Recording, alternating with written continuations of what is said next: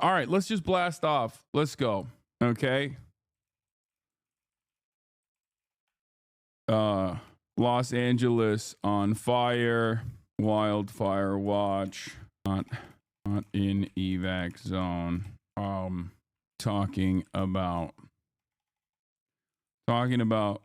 Panama Canal, Greenland acquisition. Brother, why are you not evacuating? Oh no, this is gonna be the meta all day because I'm flame proof. Okay, that's why.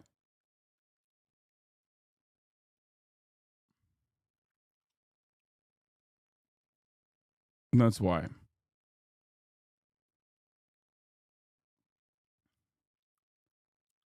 Is what Nick said true? No. Read Timmer, wildfire breakdown. Los Angeles on fire, wildfire watch, not an evac zone. Talking about Panama Canal, Greenland acquisition, meta going full MAGA and more. Get in now. Do we have a blast off meme chat or no? Put a Chiron up saying I'm flame retardant. No, the blast off meme can't be a literal photo of my house, okay, that you pulled from Zillow. You guys are crazy. That's crazy. Chatters are like, hey, dude, how about you post that's crazy. Here, post this photo of your house that we got when you got doxxed. We added alligators onto the moat. And no, I don't want to. What is this? No, give me an actual blast off meme, please. Okay, this one's good. It be your own. Yeah, my own are. Who needs enemies when you got fans like this? Okay, here it is. All right, here it is, folks. We are live. Hopefully, we will continue to be live and also alive. Is it possible the fire could get to a point where you had to evacuate too? All I'm going to say is this. Given the incredibly densely populated area of Los Angeles that I live in, if the flames actually got to the point where it was anywhere near my domicile, we would have a ginormous problem. That would mean the evacuation of damn near the entirety of Los Angeles. Like, that is true, complete bedlam. It's already there. Basically, for Santa Monica. It's really scary for Santa Monica at this point. They have contained 0%. Yes, because of the reason why they can't contain it is because the winds are 80 miles, sometimes 100 miles, and at night. So they have to let it burn. There is nothing they can do. There's literally nothing they can do. The wind is just picking it up and moving it wherever it feels like. So the only thing that everyone can do in this juncture at this stage is just hope that the winds don't blow in your direction. Adamon96, thank you for the 5 gifted subs. So that is a serious fear. America is uninhabitable. I mean, you want some skeptical people over with what? What is this? Yeah, so actually, I just hopped on to Hassan's stream for like 10 minutes because I had to go on a Twitch to download some of my own content to edit. And this man was literally explaining to the 30,000, he was explaining to the 30,000 strong chat how to have respectful social interactions with women. And you know, we just came to the conclusion that we knew that there was something protecting us. Charlie O-Face, thank you for the 25 gifted subs. What happened here? I don't know what's going on. Was some force that was keeping all of that mess away from my area. I felt like we were rulers finally visiting the walls of our kingdom. Like the fringes. The fringes. Baby. Like, for the first time, like, I knew something was truly protecting these lands, but I didn't know whom and from what, baby. They started out criticizing you having a nice house and money to this. Wait, really? I don't know what happens. This is a TikToker that had some thoughts about you in good faith and now has seen your stream. She's chill. I mean, this is what I try to explain to people. If you have any sort of opinions about my content, my commentary, what my worldview is, what I do in general, it usually all it takes is basically for you to watch like an extended, maybe like 10 to 15 minutes. And in that process, you will understand what this is all about. And it's most likely nothing that you thought it was about, especially if the only thing you've seen is clips. Because clips and commentary over clips, which is what pops off on TikTok for the most part, are, you know, they're not exactly, let's just say they're not the best way to understand a person. I was not aware of what this man was taking on. And for that, I apologize for my ignorance. Big apology. And you know what? Hey, Hassan, you got it. You got it, Pookie, you got it. You actually don't got it. Actually, reinforcement. That's one night of the realm. We pulled up 6 hours into the stream.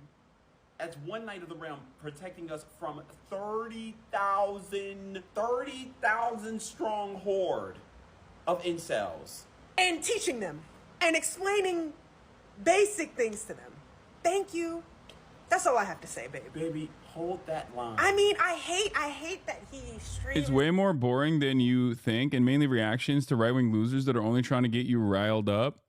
I don't know. I don't really see the commentary side of TikTok at all, so I am unfamiliar. I don't really see the commentary side of TikTok, but I do feel like a lot of people are basically just like responding to things. A lot of people are just basically responding to clips and stuff that they see on Twitter. So they're very easy to prime up. They're very easy to tune up, and that's usually what it is. And it seems like the drama is on supercharge as well. It's just like supercharged drama all the time. For multiple hours every day, 7 days a week, because that just generally is a mall practice and nobody should have to work that much. But could you imagine the wall left we could not. Actually, thank you so much. Yeah, you know, and even a few people said that Mishma, thank you for the 50 gifted subs. God damn. Hassan brought them onto the left.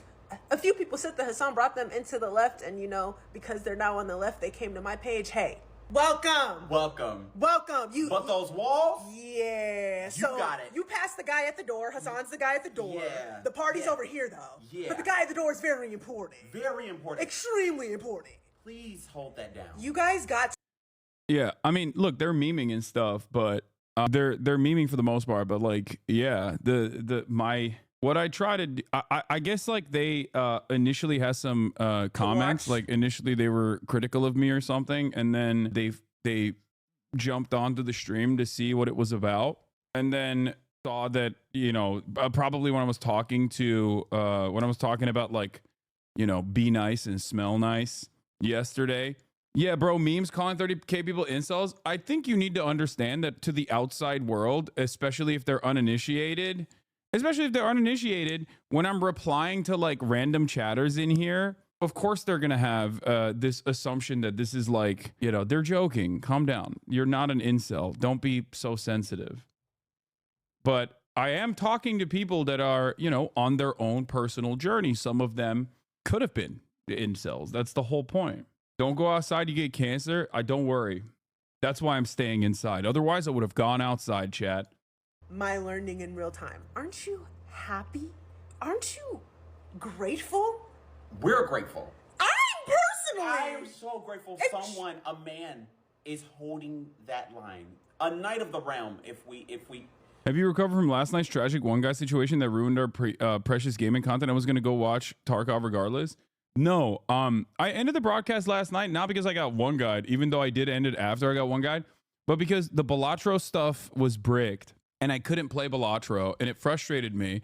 And then when I found out that Nesua also wasn't like ranked, he was ranked too high, I was like, all right, this is done. I didn't even end up playing afterwards. I just went and hung out with my mom. It's not, it wasn't the one guy that like, that was being annoying. There was a lot of people that were being annoying, to be fair, but that's not the real reason why I ended it. I ended it because I wanted to go hang out with my family, but it was just like a sequence of events that came back to back to back. And that is the reason why I did that. Thank you. Yeah, so Hassan, I'm gonna be in LA this month. Fucking slide. Y'all tag him for real, because I need to. Yeah. So that's nice. That's nice of them to say that. Watching him fight his entire chat to try to explain something to them is genuinely my comfort content. He's out here fighting the good fight. Hey, Hassan, are we getting some Marvel Rivals content tonight? Maybe. Did you see Asmongold started his stream today by doubling down on his hoification comment? I didn't. I did not see that. Why would I have seen that? That's really funny. If you think that I would have seen that, like, you think I just sit around and watch Asmongold before I go live? No, I have a life. Okay. I think I do mathematically the exact opposite of watching an Asmongold stream. I go outside and I do physical things. Okay. I go outside into the real world where I'm around other human beings and also, you know, socializing with them and simultaneously doing physical activities. That is the reverse of sitting in a dark corner of your basement and watching an Asmongold stream, I think. Anyway, what's this clip? Drop Hassan and I'll give you 500 subs. Are you saying that you want me to betray my friends, cut them out of my life for Twitch subscribers? Is that what's going on? Nick, there is a saying, if you try to be loyal to everyone, you're loyal to no one. So are you loyal to chat or your friends? I am loyal to Hassan. Let's go. Damn. Thank you, Gnome, for the gifted subs. Damn, thank you. Amazing. Yeah, I really do like Hassan. I think we're going to see a lot more of him this year, guys. Yeah, we're going to How do about this? travel Hassan content. once a month. We go stream with him once a month. How about Let's that? go. Let's go. I'm down. Damn. And we'll learn. What is this? Also this one? I mean, people say LA is good, like, For what? oh, The best thing about you want to hear the God's honest truth? Yeah. The best thing about LA is Hassan Abi, Will Neff, and Caroline Kwan. And Myth. And then Cutie. Aw. yeah. That's the best thing about Damn, Cutie LA. was mentioned as an afterthought there. Respect. It really is only the people, but not the place alone is like. Yeah, And it's the people. Like the Cutie dead last. More hopeless core for your anti-cop edition. Can I fart real quick or no? It's free country, dude. What? Okay, this is stupid. You're stupid. Nick loved New York City a lot. Dude, if you've never been to New York City and you grew up in America, are you kidding me? It's like going to New York City for the first time after like never living in a city or living in like any American city that's not New York City is like shocking. It's the closest thing you have to a real metropolitan city. No disrespect. Even if you have been to Chicago, it's still a little bit different. You know what I mean? Birthright for Americans. Yeah. When I stepped off the bus in New York City for the first time, I almost vomited from the smell. I mean, you get used to that. That's fine. But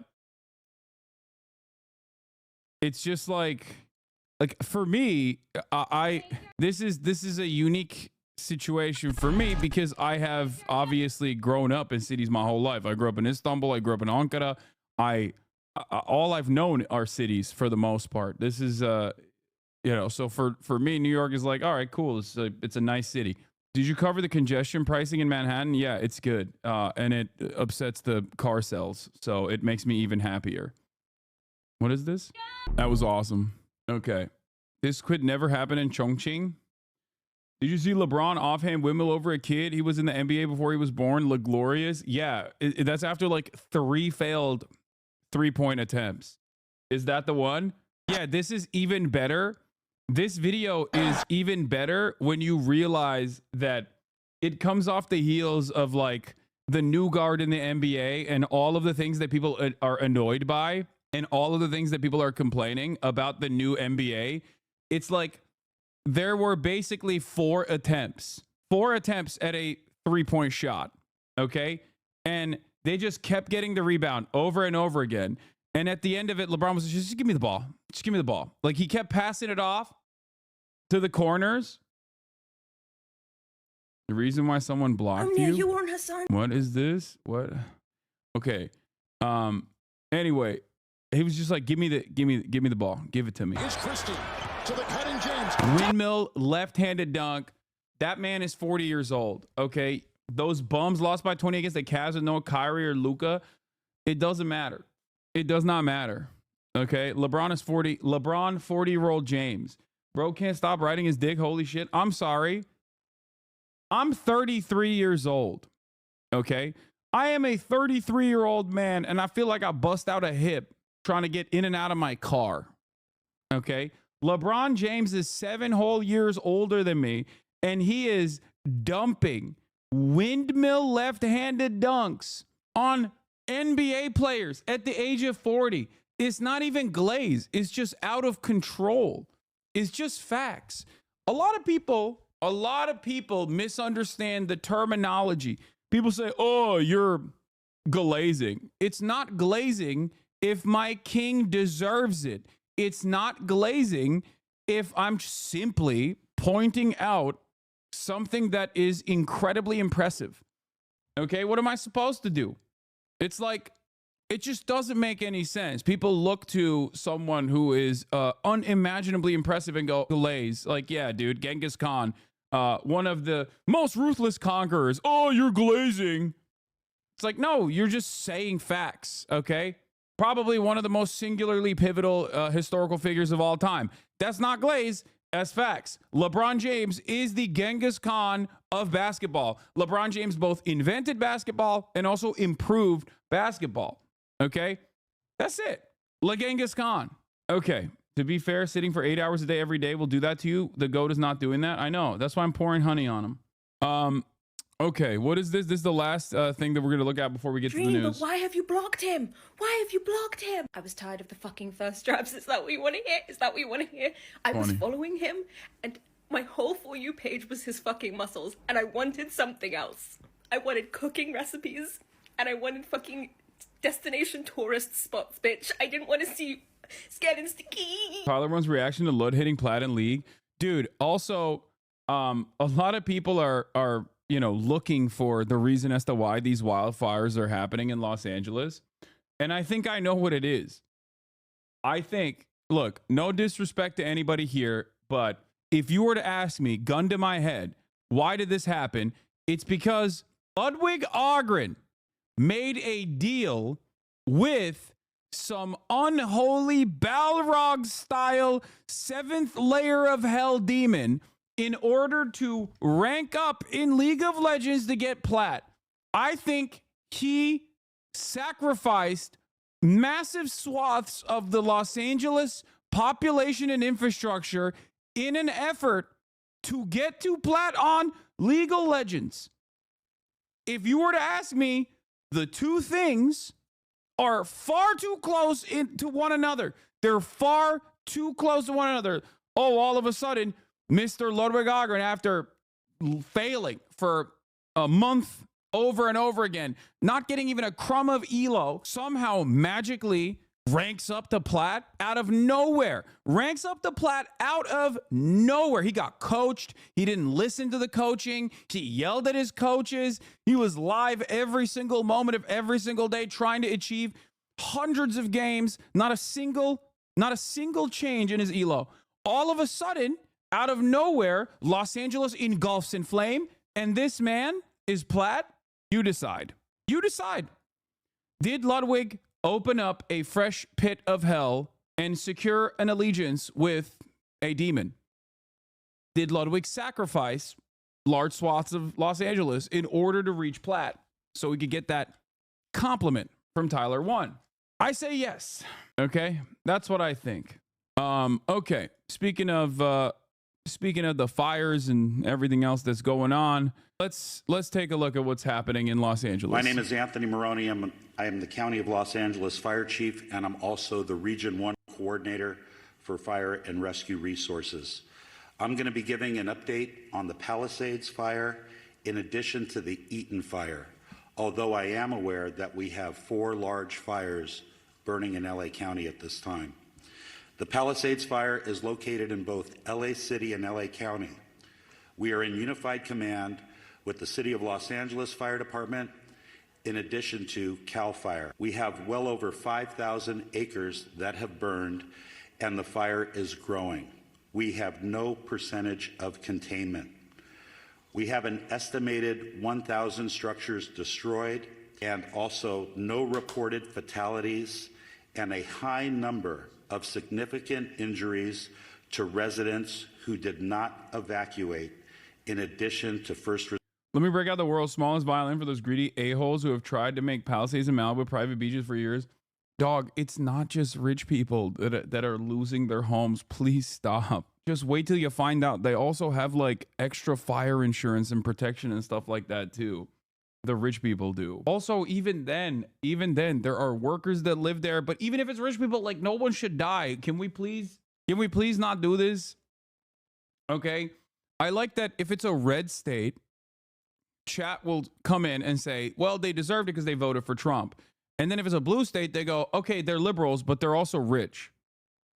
And it's like, no, the entire point of fixing society is so that no one has to, incur harm that is unnecessary. Okay, please.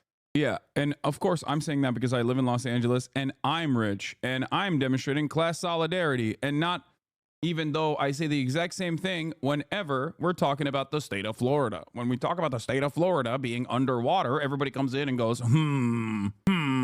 like they voted for Donald Trump, they deserve this. It's like, no, nobody deserves it. Nobody, okay?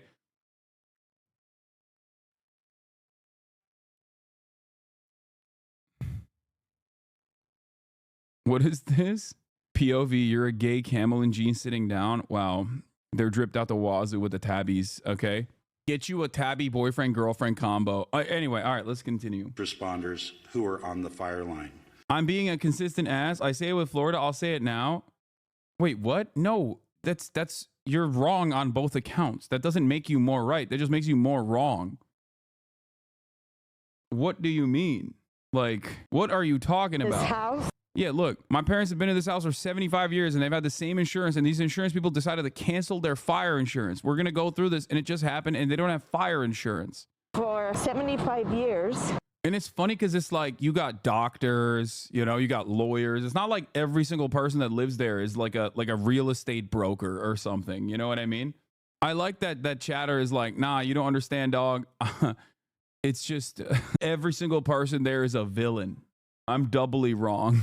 Anyway, let's continue. We have over. I don't know why I have to spend so much time always, anytime there's natural disasters, like educating people on how to be a human being. 1,000 personnel assigned, and the cause of the fire is unknown. However, it is under investigation. For the Eaton fire, it is located in both the Angeles National Forest, the Altadena area of LA County, and Pasadena. LA County is in unified command with both the Angeles National Forest and the Pasadena Fire Department. We have over 2,000 acres burning at this time, and the fire continues to grow with 0% containment. We have over 500. Genuine question. So we care about the rich folks in Cali, but not CEOs post Luigi? Oh my God. I want a Luigi Mangione style situation for myself, so I never have to explain to people what an action and a reaction looks like, okay? Versus your imagined slight that you are bringing about an area where more than 1,000 buildings have been burned into the ground, including libraries, schools, okay? Do you understand? It's like saying, well, what if someone self-defended themselves against a serial killer? If you have an issue with that, if you have no issue with someone shooting a serial killer who's in the act of doing a serial killing, then you must actually think it's okay to do the Holocaust. Okay? There are differences between these two concepts. This is a natural disaster born out of climate change, a natural disaster that is unpredictable, that is destroying entire swaths of populated land. Very funny seeing people watch you and simultaneously suggesting all people in Cali who make a lot of money should perish in a fire. No contradiction there at all. Yeah, I mean, look, I also don't care about that either. Like as far as my own personal situation, like I'm not defending this because this is close to me, even though it is close to me. This is a principle that I've consistently held in instances where I'm covering natural disasters in the South as well, in red states as well, right?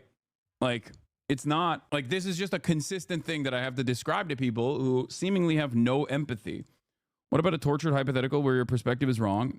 Yeah, not so simple now, huh, Mr. Politics? That's exactly what's happening.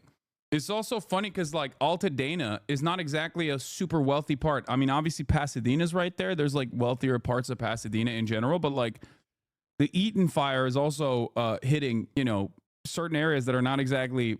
Like, fire doesn't just... There's no class consciousness in a wildfire, chat.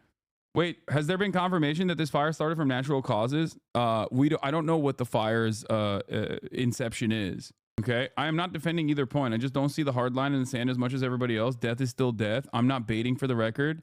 I tried to describe to you the tortured hypothetical that you were engaging in an effort to help you understand that, like, no, it's not the same. Okay, I do understand that point. Okay, so you understand the point I'm making, but you're just... They think the Palisades fire started in someone's backyard, but can't confirm yet.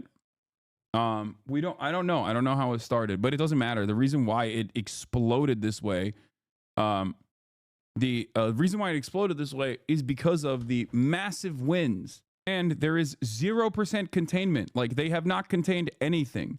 Okay. I even had to download Watch Duty, an application, so that I can get a better understanding of what is happening. And the fire zone and the evacuation zone just keeps growing and growing and growing. There is no containment of this whatsoever. And they say that there won't be any containment for the next couple of days, at least until the wind subsides. So there's not really anything that can happen at this point. Like, the wind is just going to keep picking this up. There hasn't been any rain whatsoever in the past, like, half a year here in California. There is very little humidity. Everything is super dry. So there's an endless amount of fuel everywhere for this fire to continue. And when you pair it up with when you pair it up with 80-mile winds, it's just going to keep moving this fire around rapidly. 100 personnel assigned. And unfortunately, we have 2 reported fatalities to civilians. Known cause at this time. And we do have a number of significant injuries. We have over 100 structures destroyed, and the cause of the fire is unknown and under investigation. I will ask that LA City Fire Chief Kristen Crowley update you on the Hearst fire after I am finished with my remarks. The LA County Fire Department operational area consists of 29 separate fire departments in LA County, and all of those fire departments are at drawdown with no fire apparatus or additional personnel to spare. As the Region 1 coordinator, I have requested mutual aid from the 5 counties of Orange, Los Angeles, Ventura, Santa Barbara, and San Luis Obispo counties. Additionally, last night, I contacted the State Office of Emergency Services and requested 50 engine strike teams. Have they not declared a state of emergency? No, they have. They have already. Of course they have. It's really, really, it's really bad. 50 engine strike teams is composed of 250 fire engines and over 1,000 personnel. We have also requested resources from out of state.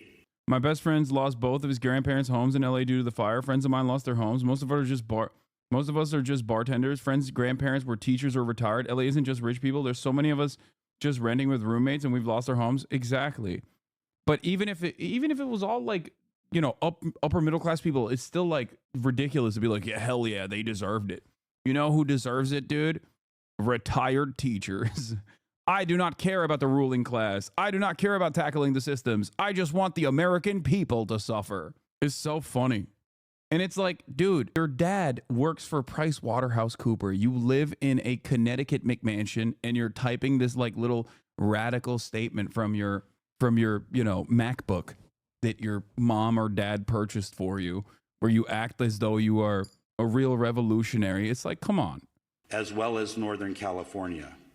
Thank you to the first responders from Nevada, Oregon, and Washington State that are already on the road coming to LA County to assist. Lastly, the National Weather Service has predicted a continued red flag weather event with strong winds and low humidities. placing all residents of Los Angeles County in danger.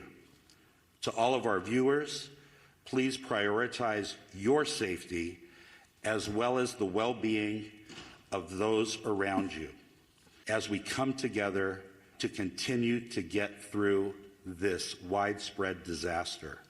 Los Angeles County firefighters will remain on the front line until we reach full containment. And we ask that you keep all of Los Angeles County in your thoughts and prayers. I would now like to invite up Los Angeles City Fire Chief Kristen Crowley to give her briefing. Thank you. Good morning, everyone. My name is Kristen Crowley, Los Angeles City Fire Department Fire Chief. I'd like to start with just a moment, if we could, of gratitude. A moment of gratitude for our first responders, our boots on the ground that are battling this intense and multiple jurisdiction and number of fires. So gratitude to those who are doing the work since yesterday through the night. And like Chief Maroney said, we're going to continue to work hard to ensure that we save people, lives. By the way, this doesn't mean that there aren't real villains who have, suffered repercussions from this natural disaster, for the record. James Woods being one of them, but also that other guy who was like demanding Donald Trump cut property taxes or something, even though that's not how that works. Obviously, that's like dependent on your state. Wasserman, the guy who was like looking for private firefighters, contracted firefighters to defend his home or something. You know, there are some people individually that are, there are some people individually that might not be the best possible people and have been genuine monsters who are experiencing the downsides of being, living in this area. But just, that's neither here nor there. That's a little different. Speaking of Connecticut, you helped me realize my ex-BF wasn't shit. So thanks to Sam, found out he was a divorcee enjoyer and hates you. Found out during the election because I was watching your coverage. When he found out I was watching you, he yelled at me. Wait, what? TLDR, divorcee enjoyer couldn't get his girl flowers after 6 months of her begging him to. What is happening out here, man? Dude, imagine getting into a serious fight with your significant other because they're watching me. That is psychotic behavior. Anyway, James, the woods are on fire. No ceasefire, no compromises, no forgiveness. Kill them all. I'm 77 years old, man. I can't walk. Yeah. The best part, he wasn't even trying to save people, just real estate. Yeah, I saw this. This moron deleted this, but it perfectly encapsulates everything. You stupid rich guys. Does anyone have access to private firefighters to protect our home in Pacific Palisades? Need to act fast here. All neighbors' houses burning. We'll pay any amount. Thank you. Best part was he wasn't trying to save people, just real estate. That's not how firefighting works, or prioritize which areas to attempt to save in a large wildfire. Best advice is to evacuate with as many valuables and irreplaceable items as you can and don't waste time tweeting. We left hours ago trying to protect homes. Why are you hating? Okay. Why am I hating? What are you saying? Why am I hating? People are losing their homes and possibly their lives. And this dude is out here being like, can we hire some private contractors, some private firefighter brigades to go and defend our neighborhood? That's crazy.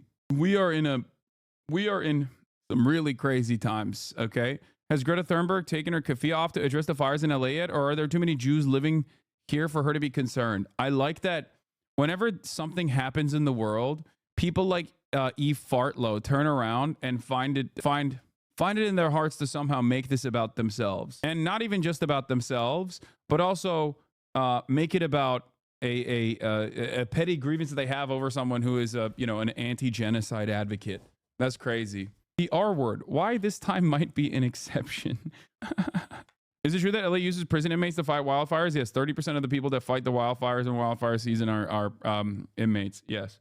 Here's a good climate change take, by the way. 11 months ago, Los Angeles area got a year's worth of rain and faced life-threatening flooding and mudslides. Now it's on fire after its driest start to a water year on record. These are the increasing extremes of a warming world. New normal, baby. New normal. and then can't get a firefighting job when they get out. Yeah, we'll talk about that as well. The resolution to stop inmates being used that did not pass in this election. Yeah, listen. The thing is, I don't have an issue with training programs in general. There is obviously all labor done under coercive conditions is going to be slavery. Okay, so prison labor is always slavery unconditionally. Training programs, however, have a capacity to lower the recidivism rate. Now, the issue is, one, they need to get paid the normal wage that you're supposed to get paid if you're combating a wildfire, but prisoners don't get paid that. They get paid pennies on the dollar. And two, they need to be able to retain that job after they're out of prison, and fire departments quite literally do not hire them. Hasanabi. Nice. This is the issue. I think you said that wrong. Isn't all labor done coercively? You said all coercion is slavery. Yes, it would be wage slavery, technically under capitalism. But there's a difference. Like slavery in the way that you understand it in prison is closer to the concept of slavery that we, as we understand it, versus the coercive elements of existing under capitalism and having to do wage slavery. Okay, there are levels to it. I know you were covering the fires, but did you see the ICE started doing raids in California already? Wait, what? They were everywhere in Bakersfield yesterday? That's insane. Is it the law that doesn't allow hiring if fire departments choose not to hire? We'll go into it in a second, but let's continue with this coverage real quick. Property. With that, I'll be touching on a couple major points. With the Pacific Palisades fire, we know that it continues to demand a significant amount of resources and attention. A second major brush fire, now referred to as the Hearst Fire, has erupted in the Sylmar area of Los Angeles. Now, together, these fires are stretching the capacity of emergency services to their maximum limits. The Los Angeles City Fire Department is battling these two major fires while also maintaining, I want to focus on this as well, 911 services for the city's approximate 4 million residents. Now, despite the severity of the conditions, our department remains fully committed to safeguarding lives and property. Next, I want to focus on what we've done over the last 24 hours. And with that, even within the city of Los Angeles, with these two major brush fires, our department has responded to 3,624 911 calls for service. And to put that in perspective, our average is just under 1,500 calls in a 24-hour period. Over the last 24 hours, we've also responded to an additional 32 structure fires within the city. We've treated and transported an extensive number of medical emergencies, well extending our normal 650 transports to the local hospitals. When it comes to the Pacific Palisades fire, as Chief Maroney had said, this is over 3,000 acres at this point and continues to grow. We will confirm the exact acreage later, so we'll make sure that we also communicate that to the community and to the media. Last night, as of 1930 hours, all aircrafts were grounded due to the high winds. Aircraft are continued to be able to resume their water drops and acreage mapping today when the weather allows us to do so. A total of 3,398 civilians and 15,000. Emergency services stretched to its limits and 0% contained is a terrible combo. Yes, because there is only so much you can do in terms of containing this fire. If nature will always take its course. So the best they can do is evacuate. The best they can do is help with that process and try to ensure that it doesn't go into like densely populated urban areas. But if the wind picks it up, considering how dry the LA brush is in general, because of how dry of a year that we've had so far, there is nothing you can do. You can't combat the wind. You know what I mean? The problem, the issue here also is that like there's always more people you could hire. Okay, there's always more firefighters you could hire. There's always more people you could hire to combat the spreading of the fire. You know, there's always more R&D investment into new ways of ensuring that the infrastructure is hardened, that there's proper maintenance of the forest, things of that nature. The problem, however, is that our spending priorities are elsewhere, it seems. 105 structures are in the evacuation zone. And again, the evacuation zones are the following: north of PCH, west of Kenter Avenue and San Vicente Boulevard, south of Mulholland Drive, and east of Topanga Canyon Boulevard. There are multiple evacuation centers which are supported by the American Red Cross. Injuries. Of course, there's a lot of interest in injuries. We have several firefighters. Please follow a local newscast. The data CNN is using is already wrong. It's changing and it's not up to date. Dude, what are you talking about? This is from this morning, okay? Calm down. Like, yeah, I know. It's just... Plus, wouldn't efficiently mass transit make evacuation less of a horror show? There's an element of that as well. But so much has changed since. I know. Calm down, okay? Here, take a day off. Take a day off and cool out. And civilian injuries that have been reported, and all patients have been treated and transported to local hospitals.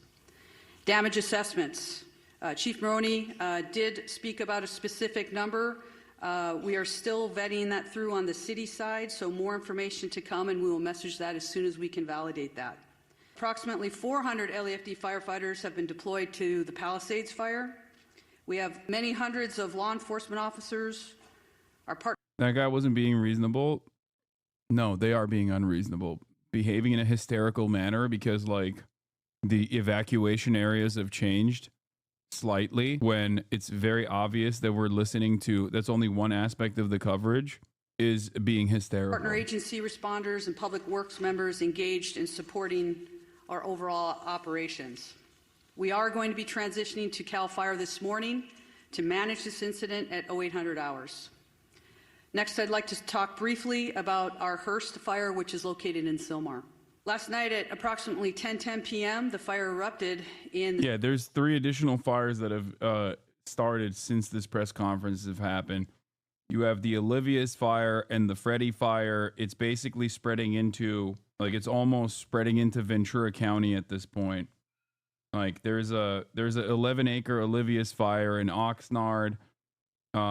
There is a 2-acre fire, Freddy fire, 1 mile north of Mulholland Highway, Pacific Coast, the PCH.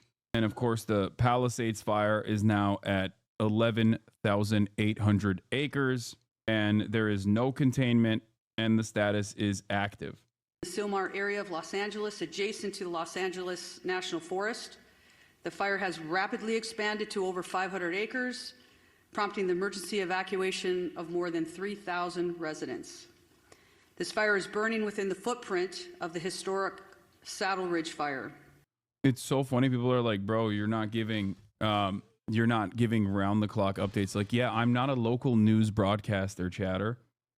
We've got to get, of course. I'm offering broad coverage over this like historically large fire. This is not your local news.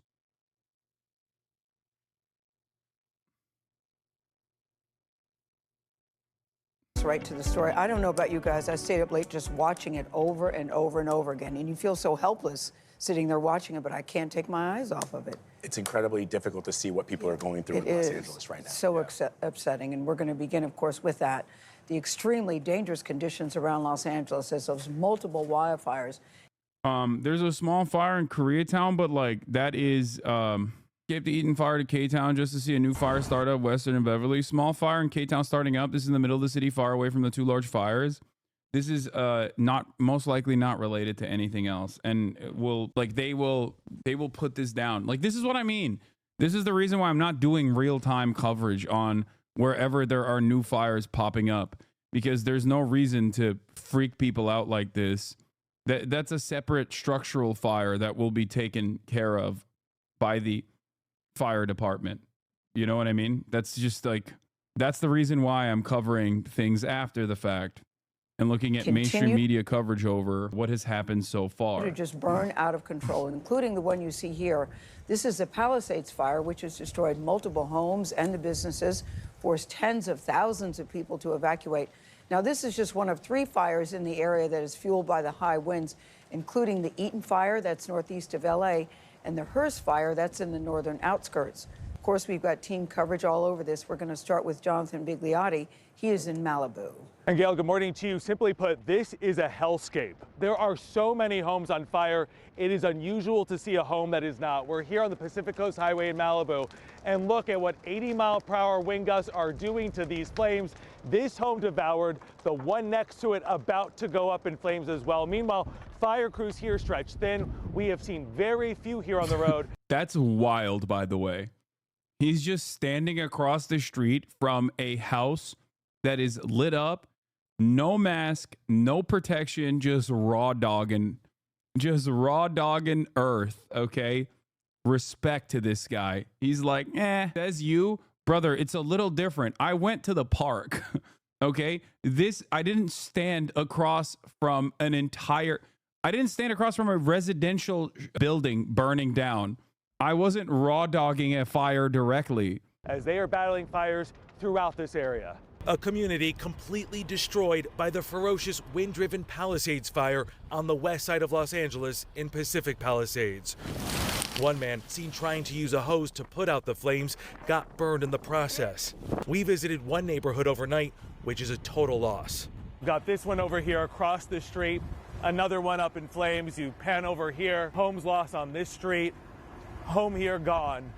Firefighters aren't trying to save anything here. They're trying to put out these flames to prevent them from jumping to other neighborhoods. I've never seen anything like this.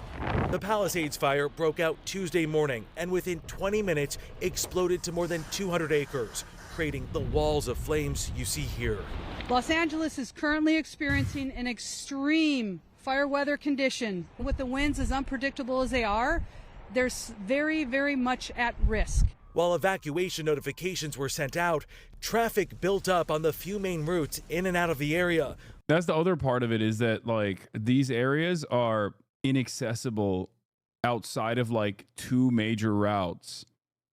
So the evacuation of these areas is also a very difficult endeavor, especially if one of those routes is closed off by the wildfires that you're escaping. And now the PCH is closed too. They've evacuated the entirety of the area as far as I understand. But there are new evacuations that are coming down as, you know, the unpredictable wildfire moves into more urban areas. People basically ditched their cars on the roads yesterday, where they were like, yep, it's over. I don't want to die in this car. So they ditched their cars, and you had bulldozers basically pushing those cars out of the road in an effort to make way for emergency services trucks and the like. But yeah, here is the Palisades fire. It's pretty wild. The craziest thing about this is that people on the west side routinely fight against public transit because they claim it will hurt our ability to evacuate. The gridlock here was so bad, everyone had to leave their cars behind, which then blocked emergency vehicles. Yep. The only thing that will actually reduce traffic density and reduce gridlock in general is public transit. And Los Angelinos routinely advocate against it.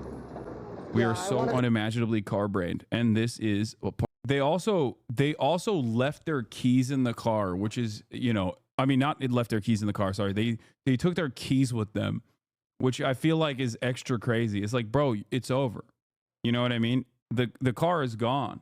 You gotta leave the keys in there, I think, right? Isn't that the proper protocol at that point? Is done. Is over. You're abandoning the car. They needed their house keys, which were also on the ring. The house that will burn, unless it's attached to your house keys. I mean, even then, you can take the house key out. No, your insurance company will deny your claim. I guess it's like a moment of panic. What they have to do. There are looters. Dude, that's the funniest argument. Yeah, you're right. They're going to loot your car, as opposed to this bulldozer that is already pushing your car that is going to be engulfed in flames shortly thereafter. Or looters that are going to go into your house that is about to burn down. Like, what do you mean? Yeah, these are a special kind of looter. Like, what are you going to do? What are you going to do in that situation? Let's say there are looters. Like, people say that about flooding, which is already ridiculous. Okay, people say that about like flooding. Oh, there's looters when the area is flooded. Okay, but when like you definitely can't survive a wildfire. Like, what do you got? How are you surviving the flames if you're looting people's houses? Here on Palisades Drive, if anybody has a car and they leave their car, leave the keys in the car so that we can move your car so that these fire trucks can get up Palisades Drive. Yeah. What's happening is people take their keys with them as if they're in a parking lot. This is not a parking lot. Yeah. We really need people to move their cars. So if you leave your car in Palisades Drive, leave the key in there so a guy like me can move your cars and get them up there so that these fire trucks can get up there. It's really, really important. Thank you for talking to us live, sir. What's your name? Yeah, the smart thing to do is just like move your car away from major roads and just leave it on the side of the road if you're gonna ditch it. But yeah, this is actor Steve Guttenberg. My name is Steve Guttenberg. Steve, do you live in this area? I live in the area. Yeah, I live right up the hill, and thank goodness everybody. But I have friends up there right now, and they can't evacuate because it's stuck on Palisades Drive. Yeah, and you're an actor. Yeah, I'm an actor. Okay, now you look familiar. You look familiar to me now. Yeah. So, sir, do you have family up there? I was just talking to that gentleman. He has a mom who's stuck up in the hills. Yeah, there are people stuck up there. So we're trying to clear Palisade Drive, and I'm walking up there as far as I can, moving cars. But people don't take their keys with them as if it's a parking lot. There are families up there. There are pets up there. There are people who really need help. And you told us that this is one of those situations. We have seen this. People are not able to move. We were in our live truck. We couldn't even move. They told us to bust a U-turn. Me, a criminal, rubbing my hands together as I sprint to the Palisades to steal a car. Ooh, yeah. Steve Guttenberg. Famous 80s and 90s actor Steve Guttenberg tried to steal my car on live TV. This is unacceptable. I've never seen traffic this slow. Well, of course, we've got a huge fire up there. We got huge winds right now. And it's really important for people to help each other. It's really important for everybody to band together. And don't worry about your personal property. Just get out. Get your loved ones and get out. I have friends up there that can't get out right now. Oh my gosh, I'm so sorry to hear that. They've been given evacuation orders. Have you been... Dude, we made 2 arrests this morning for looting already, says Los Angeles Sheriff Robert Luna. Dude, I don't know why, but controversial opinion, but like maybe use all hands that are readily available to combat the fire and help with the evacuation. Okay? That's like, I don't know. Maybe I'm crazy. Am I crazy? Is this a crazy take? Is this a hot take? Is this a flaming hot take? I don't know. It's like, oh, thank God they're prioritizing this. It's like, make sure people know deputies are working to assist residents who are evacuating and continuing to make evacuation notices as we're speaking. They are securing areas that are evacuated. And it's always sad when I have to say this, but part of our responsibility is to make sure that no one loots or steals from our residents, our community members who are already being impacted. And I'm sad to report. My point was criminals aren't smart. Not all homes are burning. Told you. I didn't say there are no people that are opportunists in this regard. My point still stands. That house is most likely going to burn regardless. This is ridiculous. Using the finite amount of resources you have on combating looters pre-ban. I don't know why you think so highly of yourself. I don't even care enough to ban you. Like, I think it's ridiculous to be like, oh, dude, that's right. We're doing our best to protect the property before it engulfs in flames. Okay. We've made 2 arrests this morning for looting already. So if you are thinking about coming into any of these areas to steal from our residents, I'm going to tell you something. You're going to be caught, you're going to be arrested, and you're going to be prosecuted. Don't do that. Stay out of these areas. It's only for emergency workers and people who live there. He reverse psychology you into not banning him? No, it's so insignificant. It's so utterly inconsequential that it doesn't even deserve a ban. Like I'm standing by that decision. Yeah, it's gonna burn it regardless. I think the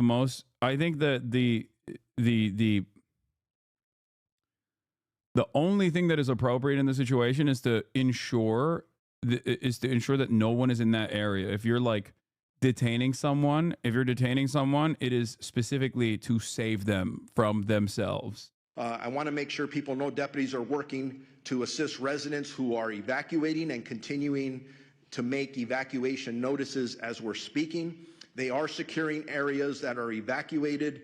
And it's always sad when I have to say this, But part of our responsibility is to make sure that no one loots or steals from our residents, our community members who are already being impacted.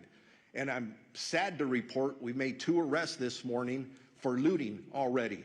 So if you are thinking about coming into any of these areas to steal from our residents, I'm going to tell you something. You're going to be caught, you're going to be arrested, and you're going to be prosecuted. Don't do that. Stay out of these areas.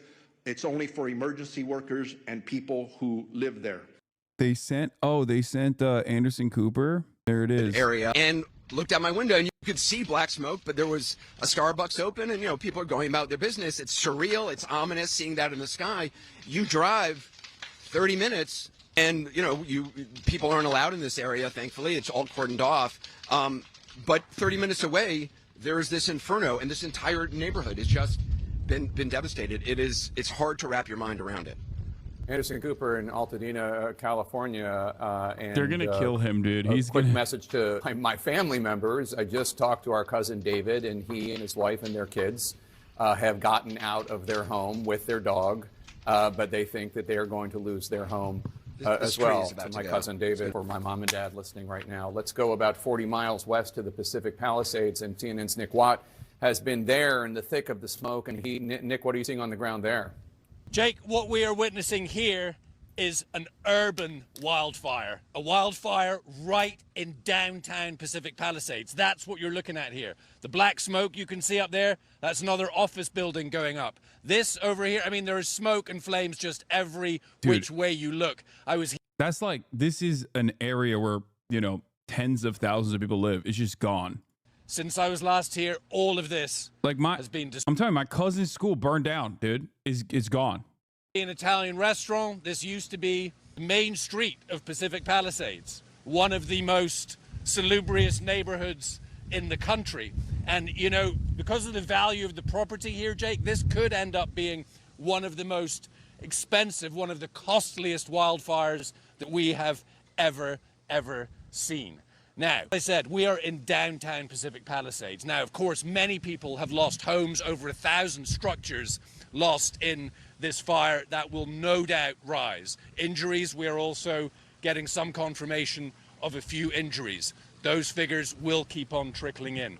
But the next question is, how does this community come back? Both of their grocery stores burned down, their theater burned down, their library burned down, a bunch of the schools burned down, and of course, all of those homes.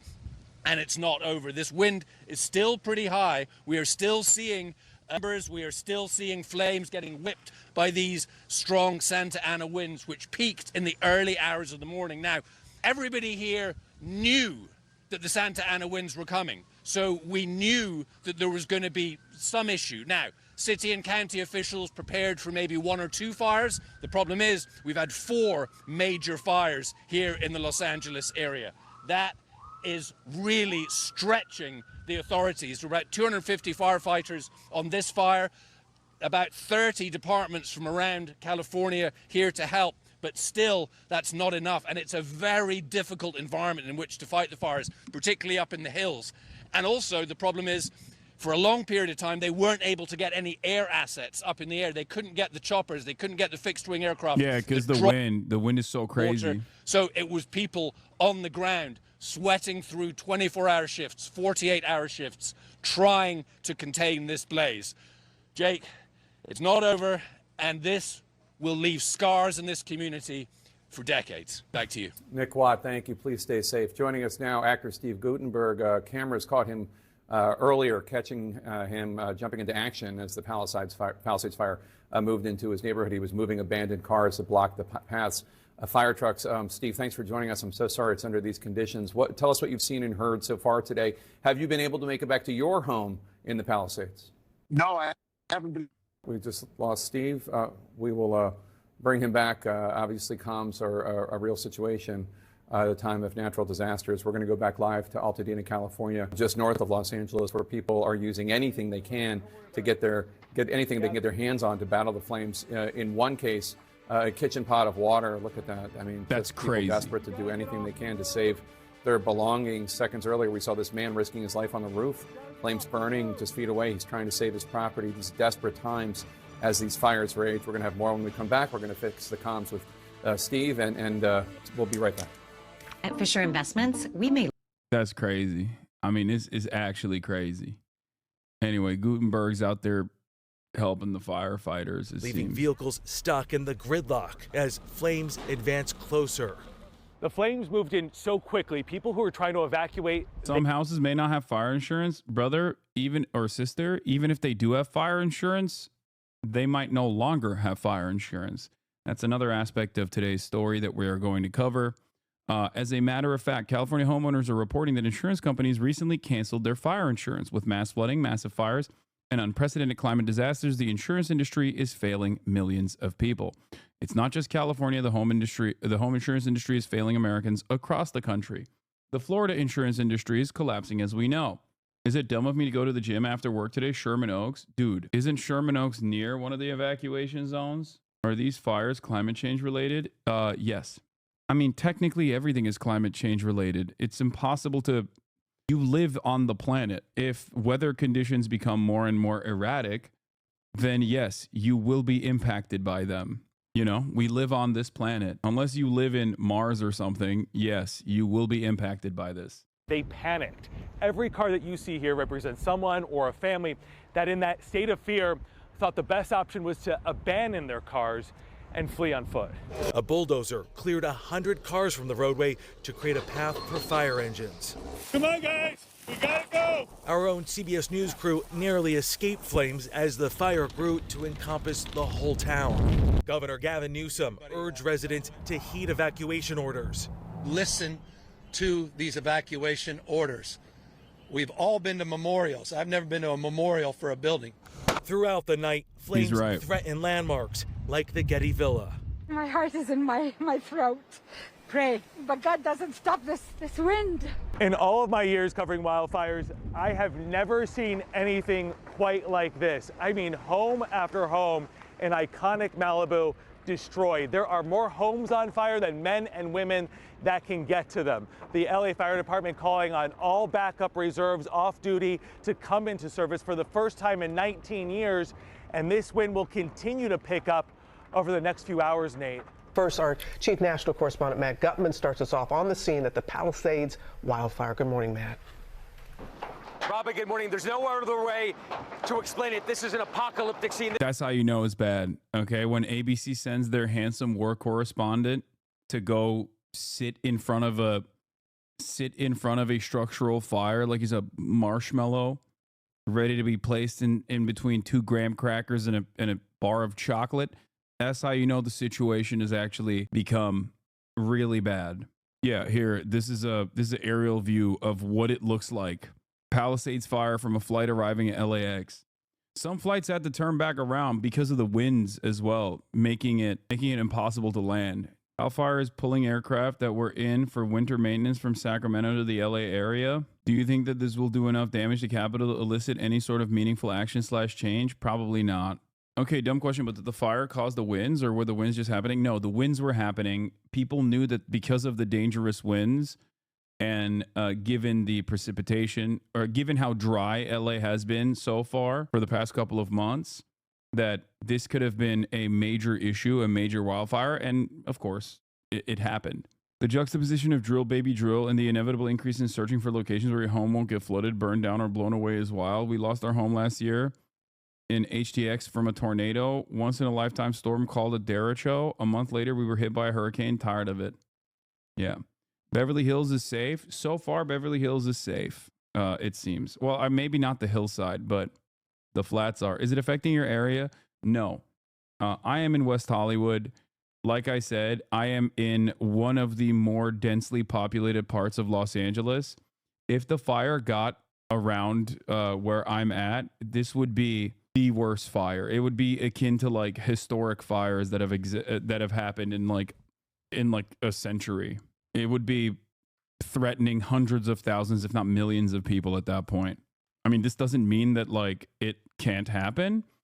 Obviously, it's it's very unpredictable, but so far I'm not in an evacuation zone. I'm not even, there's like different designations for evacuation zones out there. Okay. So the way it works is like if you are near the vicinity of a fire, like I'll tell you this much, given the Woodley fire and given the Eaton fire and the Palisades fire, where I'm at is smack dab in the middle of the densely populated parts of Los Angeles. Okay, I'm in West Hollywood. It is probably one of the most central locations. So it has like, it's almost equidistant from all of the individual fires surrounding it, surrounding the entirety of the most densely populated parts of Los Angeles County in 3 different places. If those fires continue growing and continue spreading, okay, or as those fires continue growing and continue spreading, the red flag warnings increase, like the areas where there's a need for special attention increase. I am currently not in that area, okay? Like if you're in I have Watch Duty, the application, which I'm not in the hills, no. I have Watch Duty, the application, which shows you in real time the areas that are in immediate need of evacuation. There are 2 different, like there's evacuation warning level 2, which means that you're at the edge. And then there's evacuation order level 3, which means go. If you're in an area where you're in evacuation level 3, that's mandatory evacuation. You have to leave that area.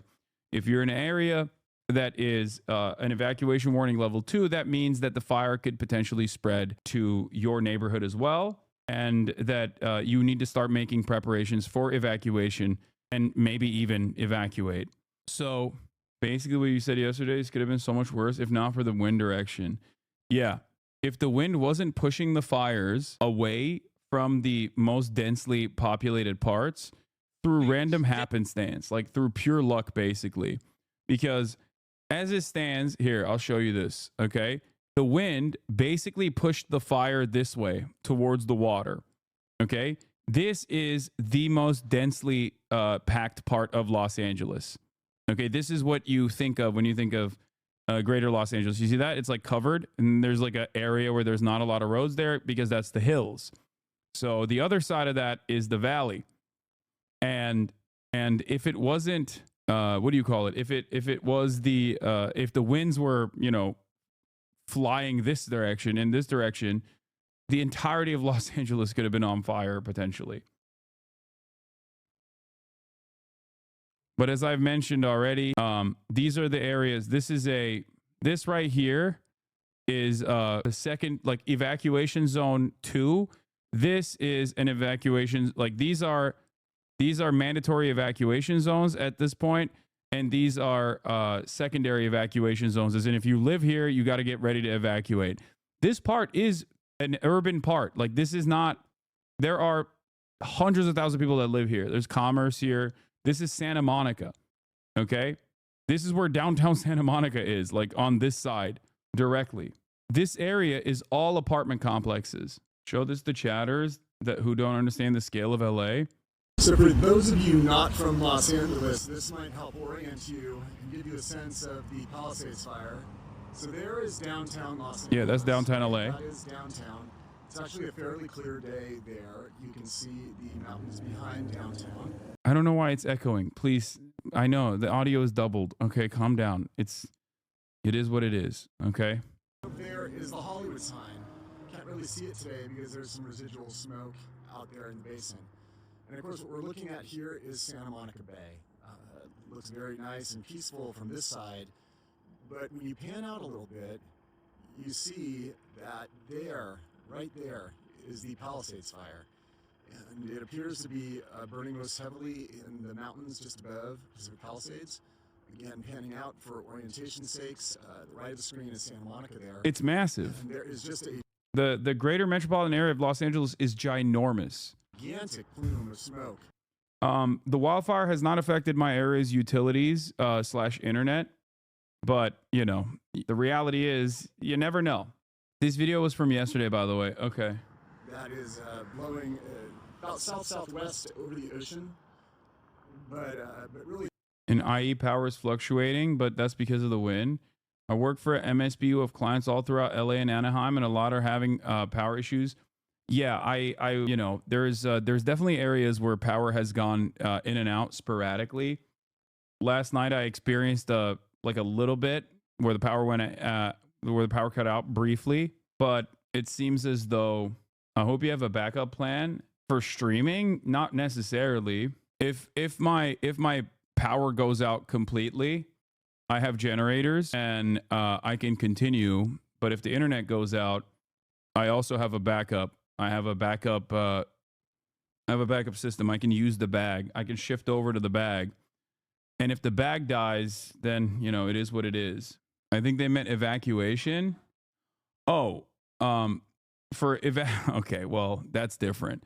Evacuation is an entirely different situation, okay? Are you safe though? I am, yes, I am safe. Did you get your bag? I did. I have the new bag, which has multiple modems. So, Law, tell us you have a plan. I mean, I do, yes. I have a plan. Here's from CNN, Caitlin Collins. Woolsey fire, the fire out in Malibu back in... This was, I believe this was yesterday, right? Yeah, this was yesterday at 9 p.m. predicting that the fire is going to get a lot worse, which it has. 2018, that was huge. I mean, in terms of fires actually this close to, you know, Los Angeles proper, this is it's the biggest I have ever seen for absolute certain. And, you know, I mean, I live a good, I want to say probably 3 or 4 miles that way in Santa Monica, and the current evacuation zone is a few blocks from my house. If this fire were to get to Santa Monica, this would be one of the most devastating nights we could imagine. You know, I can't contemplate that. And so maybe that tells us a little bit about why people didn't evacuate early. I can't contemplate my house going on fire. So, you know, I'm certainly cutting people slack for that. But, you know, when they come back, some people are going to come back to nothing. But at least they'll be alive. Yeah. I mean, Nick, a lot of people watching are going to be worried about your safety right now. Are you and the team okay? How are you doing? Yeah, we're fine. I mean, listen, you know, I'm standing on a road, which is a good idea. I'm feeling slightly, you know, the heat from this is a little concerning. I think after I finish speaking to you, we're probably going to get out of here. And because now that it's dark, there are, you know, fire trucks blocking the road. Once I've finished talking to you, I'm definitely going to chill out and move back just a little bit, just to keep safe and regroup. Because, yeah, it's a pretty intense environment. And, you know, the thing is, things can move so quickly. That's the problem. You know, we were talking about those embers. You know, an ember can drop, set a spot fire. Things can happen very, very fast in an environment like this. So once I say goodbye. If there isn't enough space in the Porsche, Marat can stay home to save Kaya. Marat's not with me. And also, yes, there is enough space for Kaya and my mom. The Palisades fire has been holding on that Santa Monica border for like 24 hours. Malibu on the other side, right? Do you know how it's staying contained between them? Just the wind? It's I assume it's the wind, and also the firefighters working tirelessly around the clock to ensure that it doesn't spread. The wind is so strong and in the right direction for the Palisades fire that the areas adjacent, Santa Monica, WeHo, have really good air quality right now. Not as unfortunate for downtown LA, where the wind from the Eaton fire is eating its ass. First of all, you're wrong. The air quality even here is not that great. I can tell you that from personal experience. I thought the air quality would be fine. I was wrong. This morning I went out. Oh, actually, it's gotten better. It's gotten better. This morning when I worked out, it was hazardous. It's now at 185 at unhealthy.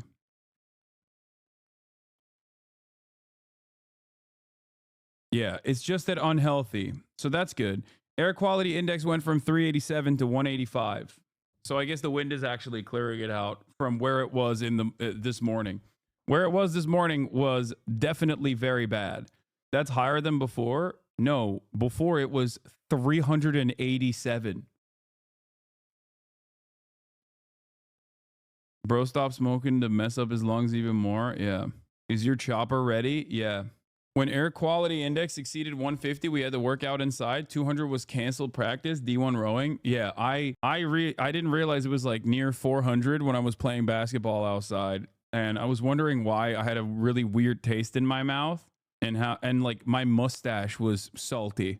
and I had a very weird taste in my mouth and I was getting a headache, not realizing that it's probably not the smart thing to do. And I did bring my dog out as well. I live in DTSM Ocean Park and the air quality is so bad still. Lamau, my apartment, is so overfeeling it. If you escape to the snowy mountains, Kaya could be your method of transportation. Yeah, I could ride Kaya. Have you called a private group to protect the compound like Kanye? Yes. How chatters think you played basketball earlier today? Yeah, that's how I did it. Just a salty snack for later. It's true. Okay, here. I wanted to show you the fire insurance situation.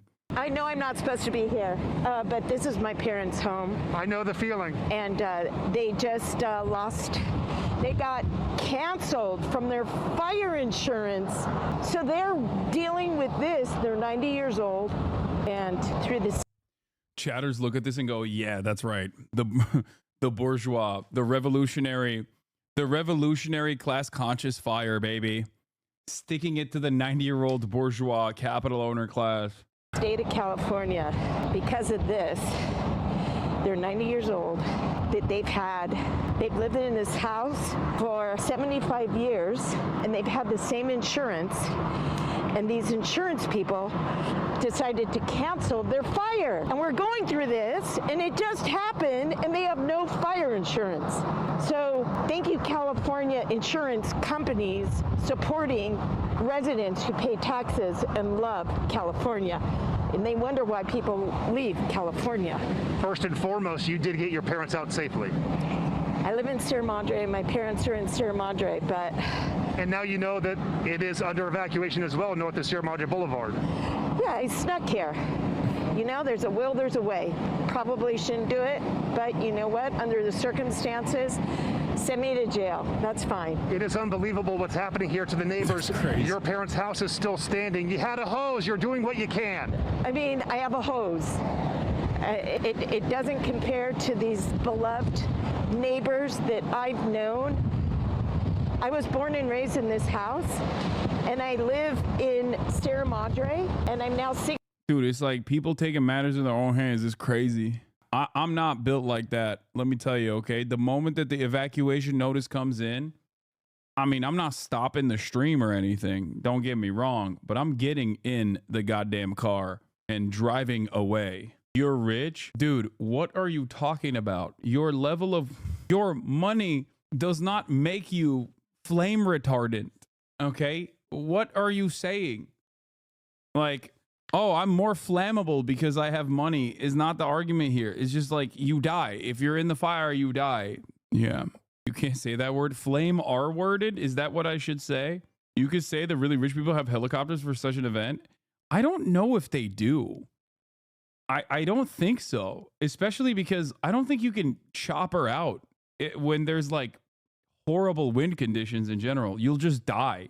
I feel like if you tried to helicopter out of this, I feel like if you try to helicopter out of a straight up wildfire, you are more likely to crash and die. And there's already you know, a lot of other air travel happening in that area. You are rich, you can rebuild your house. Those people might not. Brother, it doesn't matter. You still die. What do you mean? You're still taking it. Oh my God.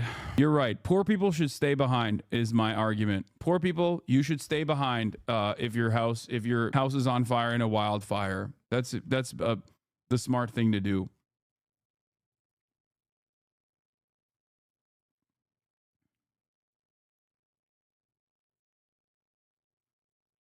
This is a special fire that only checks people's credit score and bank account before burning houses. Yeah. And this is the house I was born and raised in, and I've never moved out of Pasadena, Sierra Madre, Hastings Ranch. You know, well, let me tell you, it does help for people who aren't here to know what's happening. Yeah, chatters will look at a situation where there's like a insane wildfire happening and be like, how do we make this a story about Hassan? And Hassan is the enemy here. Your tone is the problem. It is very relaxed. What? So you sharing that story, it does a service. I came up to you without even asking your name. My name is Lynn Levin Guzman. This is the Levin household. I'm a nurse for over 30 years in emergency room. I deal with fire all the time and firefighters. And this situation here, luckily, people got out. Obviously, the chatter is stupid, but you're missing that chatter's point repeatedly. He's saying, of course you'd flee. You have money and don't care, like someone who is poor. I'm not saying your logic is appropriate, but God, Hassan, how do you not understand him? No, I do understand him. I'm still saying that don't do that. I'm saying don't do that. Regardless of your financial status, do not try to go back into an area that is engulfed in flames. Do you want to know why? Because while in that very moment you think you can potentially fight this fire and save your house or save your belongings, okay, you won't be able to do that. And on top of that, you're an additional burden to the emergency services that are already working round the clock to manage the fire. Now you have to make them do evac for you. Okay, your life is worth significantly more than your material possessions. I understand that the insurance industry is awful, and that on the other hand, you think, if you can save some of your belongings, that you'll be able to, like, sometimes the argument turns into it's a fate worse than death, right? Where you're alive, but everything you own has been burned to the ground, and now you have no means of recovery. The problem is your life is still worth more. That's it. During the fire, you find some people who succeed trying something like this after the fire. When you find out all about those who tried and failed, yeah. Out because those are my patients, the people who are not so fortunate to get out. As you mentioned, let's just hope everyone's okay. Yeah, like when I was a broke boy, I had to evacuate. Not even for a brief moment did I consider I could potentially lose all of my belongings. Like, yeah, that is definitely top of mind. That is definitely something I was thinking about, but it wasn't like enough of a thought that I was like, no, I'm going to stay behind. Yeah, I took my dog and I peaced out. And I'm going to let you get back to it. And for you taking the time, we thank you. To your parents, we wish them the best as well. As I send it back to you, there's Lynn again with the hose. She's using a garden hose, getting the awnings, getting the roof of the house, doing anything she can. We say that as the embers are blowing directly on us here in the Upper Hastings Ranch community. She's here, her brother's here, and you know that there's let me tell you, the majority of the homes in this community are still standing. We drove past many on the lower side that are still standing, but the night is young. Absolutely, a long way to go, and a courageous woman at that, and I don't know if this is the best idea to just people are gambling on the spread of the fires on Poly Market. Absolutely dystopian. Oh, that's great. That's wonderful. That's cool. That's great. Will Palisades fire spread to Malibu by Sunday? 24% chance by yes. Palisades fire burns 10,000 acres by Friday. A sign of the times that at least with anthropogenic climate change, as erratic weather conditions create, once a century events numerous times a year, okay, at least you can bet on it with your cryptocurrency. That's crazy. I'm telling you right now, it's like we love watching movies like dystopia. We love watching movies where this dystopian society exists, but we fail to recognize that we are living in that dystopia right now. Without any of the cool cyberpunk neon lights either. This was the biggest supermarket here in Pacific Palisades. You can see the fire ripping through it. You can hear the crackling of the fire, the hissing of the gases, debris collapsing right now. As we're speaking, firefighters helpless to do anything. That was a realtor shop all along here in 300.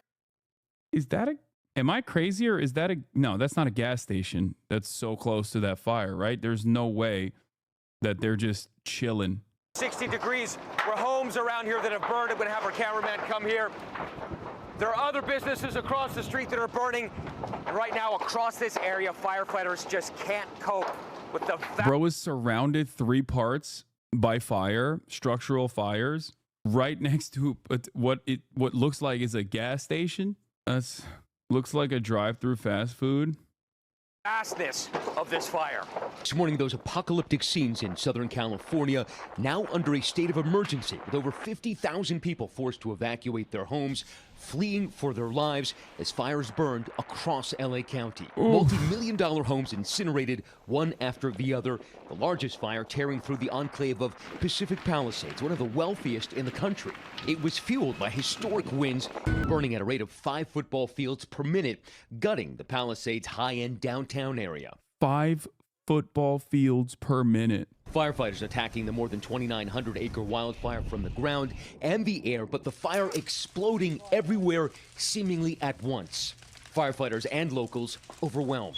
All right, dude. Yeah, let's get out of here. We tried, bro. I'm sorry. Tanner and his friend. The video, Tanner, that's extremely Tanner behavior. The video I saw that was insane yesterday was these 2 dudes that are just like sitting in their house as it is surrounded by flame, and you can see the overhead like plane flying in and dumping water, and it's just not even doing anything to stop the fires at all. And I don't even know what happened to those guys. I mean, I'm sure they've survived, but it's like, yeah, the one with the dog.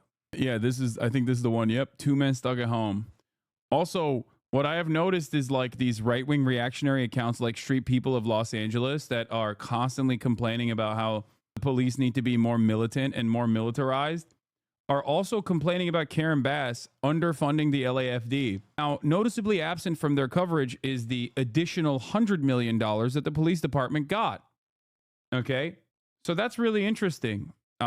These people that were demanding that the police get funded more, demanding that they kill more homeless people or whatever, are now, they're living in the society that they designed, in the society that they demanded, and they're still mad. Here's the video on Twitter so I can full screen it. So apparently they safely evacuated, but... Hi. You okay? You gonna be okay? Hi? He's like, you're gonna be okay. You're gonna be okay.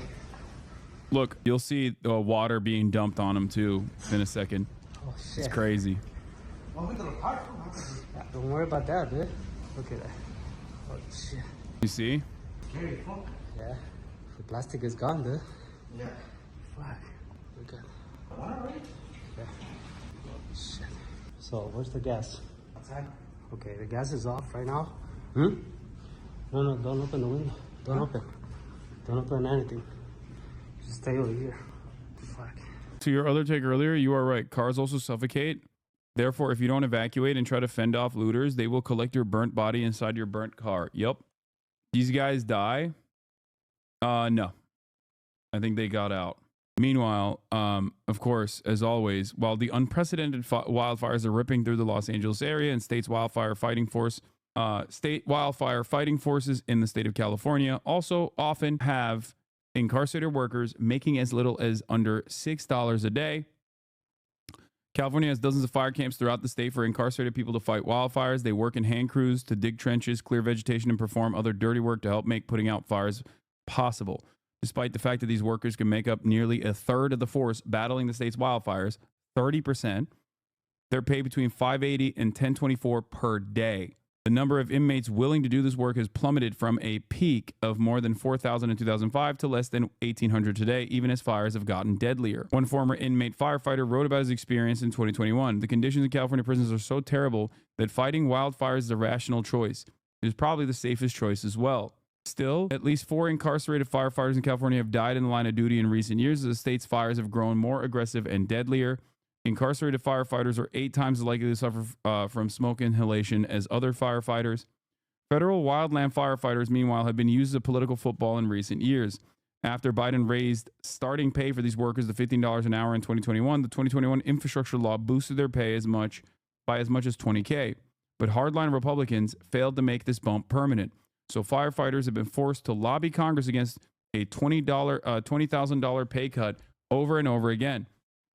They just did it last month again and might have to again if we near another government shutdown in March. One former U.S. Forest Service firefighter told us in 2023 that he had to work more than 1,000 hours of overtime and take a second job to make ends meet. There's several wildland firefighters out there that live out of their cars because they can't afford rent where they would work. Many of these firefighters aren't even classified as firefighters due to an archaic federal classification system. The result is that many federal wildland firefighters leave for agencies like CAL FIRE which pay much higher wages and classify them as firefighters or leave the work altogether. The Palisades fire is already causing massive destruction. As the climate crisis gets worse, we need more and more resources to fight record-breaking wildfires every year. That must include raising the pay and improving conditions for the people putting themselves in the line to fight deadly wildfires. Why can't we just take care of our folk? No one is trying to be a millionaire. We just want to pay the bills and have a good living. If I recall correctly, they're trying to get around the unions by privatizing via outsourcing. The Palisades fire is ripping through Los Angeles right now. This is that formerly incarcerated firefighter. And what you may not know is that there are people in prison fighting those fires. I was one of them. Now, this is a picture of me in prison wearing the orange. This was in 2009, and I was a firefighter on the Hasanabi fire in Santa Barbara. A fire not that different from the one burning in Los Angeles right now. There was heavy winds, it pushed embers down into the neighborhoods, and homes were burning down. Now, this is a picture of my fire crew.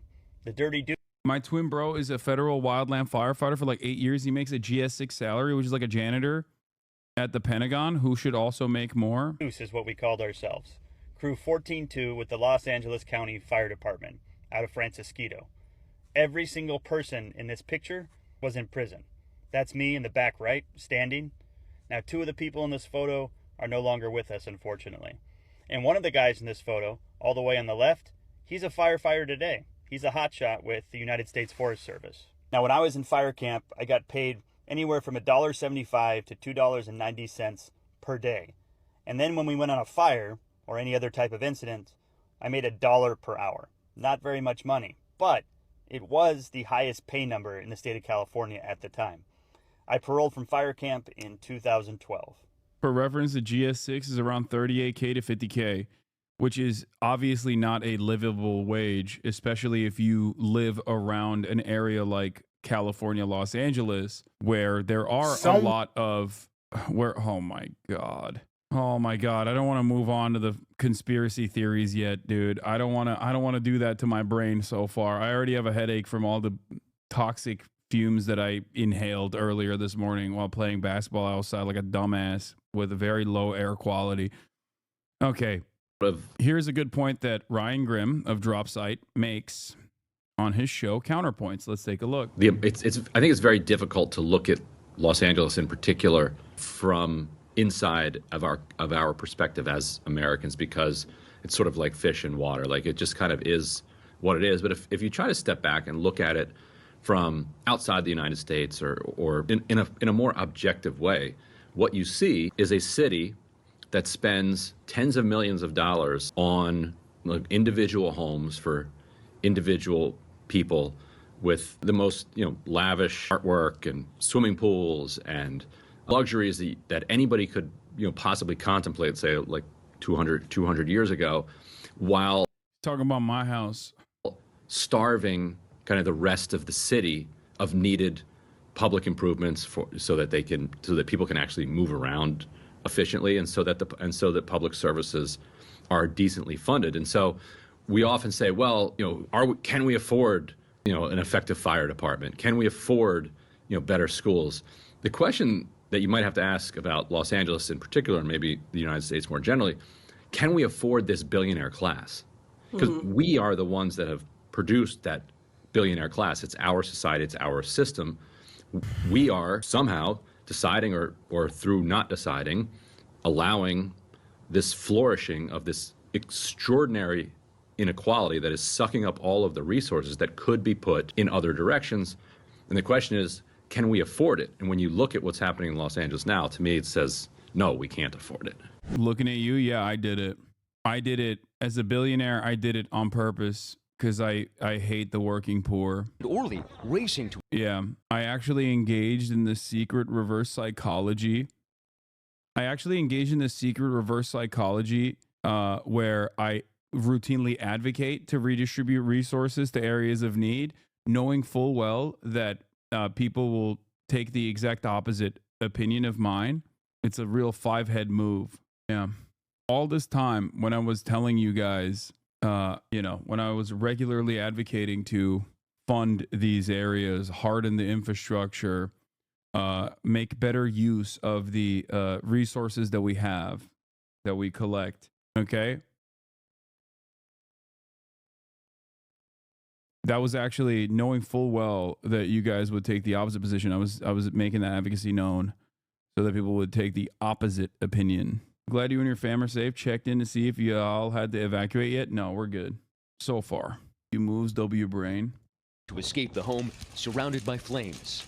A Santa Ana wind event the National Weather Service called the worst in over a decade, turbocharging the fire. The fire is being fueled by a combination of strong winds and surrounding topography, which is making it extremely challenging for our personnel that are assigned to this incident. Everything is catching fire here. Trash bins, shrubs, trees, houses.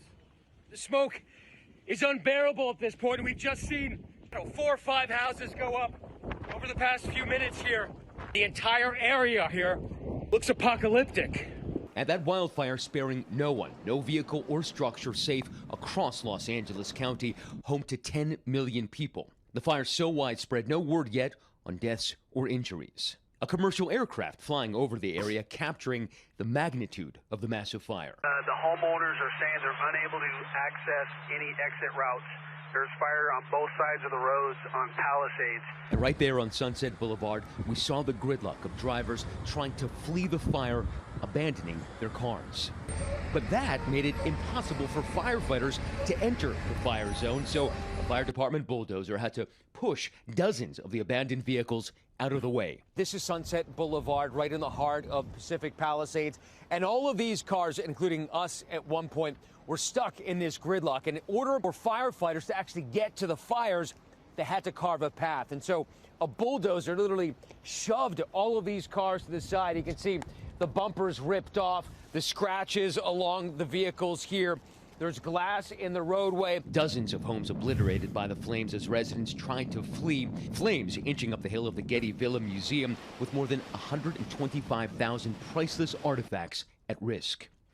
On Malibu Beach, lifeguard stations ablaze, the ocean right there, but not close enough to save homes and businesses along the Pacific Coast Highway. The Rakusin family hosing down what they can before clearing the area, taking with them the hope that their home might be safe. I started to hose off the home and hose down all of the shrubbery and the trees and bushes. We don't know whether the house is going to be there or not. The inferno also threatening the property of notable actors. James Woods posting this video from the view of his driveway. We've got a lot of planes going over, dropping water. Comedic actor Josh. Bro, if you can see the red of the fire in your neighbor's house, you probably should evacuate at that point. Like, you probably should have started evacuating a lot faster instead of just like standing there and filming it. Josh Gad taking to Instagram. I have never seen flames from my house like this. And police academies. It's like extra crazy because James Wood is obviously a massive MAGA guy, climate change denier, just a horrible monster in general. I'm so glad I'm too poor to live in any of the affected areas. I mean, there are a lot of people that live there, so it's not just like super wealthy people, I think. Star Steve Gutenberg helping his neighbors to safety. I'm lucky. I'm able-bodied. And I think when you're able-bodied, that's a good moment for you to help out in your community. And Robin, for firefighters here, there is almost no visibility. The winds here are still at about 20 miles an hour. I had to put this mask on. I want you to see the ferocity of those flames and how much black gas and smoke they're putting out. They're going to be battling this for days. This fire is not going anywhere. And firefighters right now are strapped. There are simply too many spot fires all over the place for them to be able to contain this and try to put out the embers before the next wind event happens. This is as bad as I've ever seen it. I've been here in the Pacific Palisades at a personal level. Family lives here many, many times. Driving up this morning, I simply couldn't recognize where I was. Robin. And that says so much. Yeah. So predictably, the conversation is not actually around climate change and its devastating impact on moments like this, which create massive drought and massive flooding first, and then massive drought shortly thereafter, which creates incredible fuel for this fire to burn and continue burning. Erratic weather conditions and winds that go up to 80 miles an hour obviously carry this fire across incredible distance in a very short period of time. But in all of this chaos, as we stare down, what previously used to be where hundreds of thousands of people lived, what are the American people looking to? What are they pointing the finger of blame at? Well, one of the things that they're pointing the finger of blame at is, of course, not climate change, but instead a lesbian DEI firefighter. That's right. Conservatives have figured out that it's actually the fault of lesbian DEI firefighters. Doors open. Okay, that's right. I saw one tweet of it. Did you? Can you guys send it to me? I'm sure you've seen that tweet, right? This is the bridge all over again. Elon Musk has decided to blame regulations. These fires are easily avoidable, but nonsense regulations in California prevent action being taken. So year after year, homes burn down and more people die. Elon Musk, of course, is tackling the real issues, which is regulation. Can someone show where the lesbian firefighters are at? Yeah. Which we know on its face is bullshit. Have you seen the lesbian woodchoppers on Instagram? Okay, no. There was let me see if I can find it. I saw one tweet of someone blaming lesbian firefighters. Oh, I mean, here are a couple statements on it, but here's Derek Evans, who was arrested at the Capitol, if you recall, and lost his position as a former member of the West Virginia House of Representatives. Derek Evans is in the Capitol, he said on January 6, 2021. He was so stupid that he live streamed himself doing an insurrection and subsequently lost his job and even withstood some legal repercussions. But the situation is, of course, once again, Derek Evans is right here finding the exact people to yell at. California residents are losing their entire neighborhoods. Do you think a single person has stopped to think, oh, well, at least we have a lesbian fire chief who hired a bunch of unqualified people based on DEI, or no water to fight the fires, but at least we saved a Delta smelt. Yeah, it's those pesky lesbian firefighters that are the problem here. Here's more.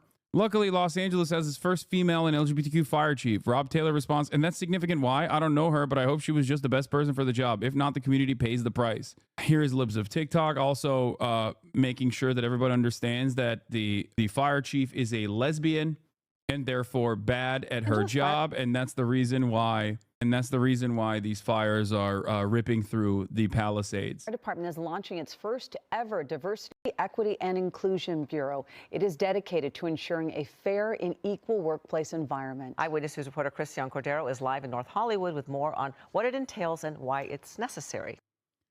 I'm sorry. You are the most delusional person on the planet if you look at a fire. If you look at a fire that's ripping through these densely slammed neighborhoods, and your first inclination is, oh, I would sure hate that a lesbian woman is fighting these fires. Okay? You're out of your mind, dude. What are you talking about? I don't care what the background of the person is that's braving the flames. Like, what are we doing at this point? It's one of the most insane. This is one of the most insane things I've ever seen. Absolutely no one should care about this unless you are so pathetically lasered in on the background of the person. You care more about that than the job that they're doing. Like, imagine pointing the finger at the person who is currently fighting these wildfires as you sit at home thousands of miles away, safe. Okay? And being like, you know who's the real problem here? The people that are fighting these fires.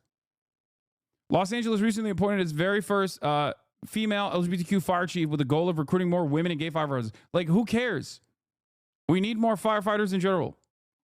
Who cares if they are gay or women or gay women or trans? Like, I don't care. Why would I care? Why would you care? When someone is pulling you out of a burning building, do you go, are you a homosexual, sir? Because if so, yuck, I would rather die I'm super inspired. She took time out of her already busy schedule to tell us about her vision for the department's future, one that includes a 3-year strategic plan to increase diversity. People ask me, well, what number are you looking for? I said, I'm not looking for a number. It's never enough. Out of 3,300. Like, she's talking about the number of firefighters, not specifically the number of gay firefighters. She's saying there is not like a finite amount of firefighters necessary because we have wildfires that are massive. Okay? It doesn't matter what their background is. Isn't the worry that there might have been a more qualified non-DEI candidate?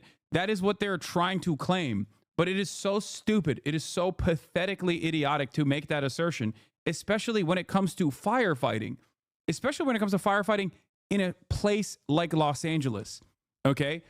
I have friends that have been able to get these jobs. These are some of the most difficult to get jobs out of like any public service position. Okay? Any public servant position. Do you understand? Like, you think that they're lowering the qualifications because someone is gay? It doesn't matter what their background is. You still have to go through tremendous amounts of training. It takes years. It is insanely competitive. And also on top of that, I trust you. I don't know much about the hiring of these jobs. Just know that whenever someone says, oh, we're hiring the worst people possible because they're gay, they're wrong. That's just not how anything works. They're just assuming that because someone is gay or lesbian or trans or whatever, that they're doing a worse job overall. That's it. It's just a way to imagine that these people are bad and worse for the position overall because of their background. That's it. That's it. City firefighters, only 115 are women right now. She's already looking at ways to change that. She's quick to point out that doing so has a greater purpose, attracting the best and brightest for the job. They feel. Yeah, the argument is that if you change who you are hiring exclusively, you have an unlimited well of potential that you can tap into. Even Michael Treacy is like, do you have any evidence that this person is incompetent at her profession? The bio says she's a 22-year vet of the LAFD and was previously battalion chief, assistant chief, deputy, and chief deputy. These cheap swipes based on identity traits are getting tiresome. Looking at a person who has spent the last 22 years of her career combating fires in one of the most competitive job markets out there, okay? One of the most competitive job markets out there. It's still desperately underfunded. Firefighters should get funded more. They should be allowed to have unions and all of that good stuff, okay? Having said that, however, this is one of the most, like, you have to be the most qualified person to be able to reach this level. Oh. And you look to this and you go, well, she's a lesbian woman, so obviously she's unqualified. They only put her in that position because she's a lesbian woman. It's ridiculous. The automatic assumption that like a white dude is going to be better than this woman is crazy. Meet Los Angeles Fire Chief Kristen Cowley. She boasts about being the first female LGBTQ fire chief in the LA Fire Department. Promoting a culture of DEI is her priority. Does this make you feel safer? Yeah, I don't think anyone, even like people responding to her are like, I don't think anyone in LA area going through the fires right now gives a flip about whether or not she's an LGBTQ fire chief. Like, how stupid? Like, how insanely stupid? These people have brainworms, dude. They have brainworms.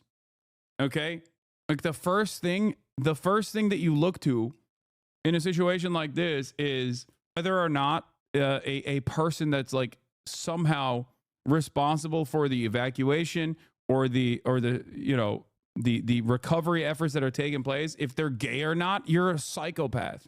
Included, they feel valued, and they feel part of a cohesive team. The chief also checks another box when it comes to inclusivity and diversity at this department. She's a proud member of the LGBTQ community. That just kind of opens the door of people that thought, wow, I didn't even know that was an opportunity for me. I'm super inspired. She took time out of her already busy. Anyway, it's so strange to me. Diane owns tree hugging kids. Diane current POV. Are you going to touch on the case for letting Malibu burn? No, I'm not going to do that. That's insane. I didn't even know that there was someone. Maybe we've written too many think pieces. Harrowing experience of a Pacific Palisades resident escaped the inferno. Imagine being surrounded by flames that wouldn't help you. Hi, I'd like to tell you what happened to me during the Palisades fire. If you're interested, I ran from foot from it and went. encountered police, they refused to allow me entry into their car. Bear in mind that they were explicitly ordered to help with evacuations. I mean, look, I don't know. This is a text message sent to film the police LA, so I don't know the veracity of these claims. Okay. The fire is officially historic. Yeah. Pacific Palisades wildfire is the most destructive in LA history, with 1,000 structures burned. Fierce wildfires are raging in the Los Angeles area, fueled by powerful Santa Ana winds, sending residents fleeing from burning homes through flames. Thousands of firefighters were battling at least 3 separate blazes from the Pacific coast inland to Pasadena. Already crowded hospitals now contend with medical emergencies from smoke inhalation. What is this? Video of the Aldi in Altadena on fire. Here directly to the south, right next to the Aldi, is Elliott Arts Magnet Middle School, which also caught fire earlier this morning, and now we're seeing it across the street at the grocery store. We're seeing some folks here that are making their way up on Lake Avenue right here, but this is a busy thoroughfare. You can see the big flames, but also look at the sky and the black smoke, Tommy, if we can pan up, and you can see some of these embers that are coming down here.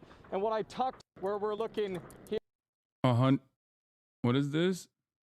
101 year, wait, what? A 101-year-old woman was just saved from her house. I just edited an insane photo of it here at the Times. There are real people being affected. It's not just rich people.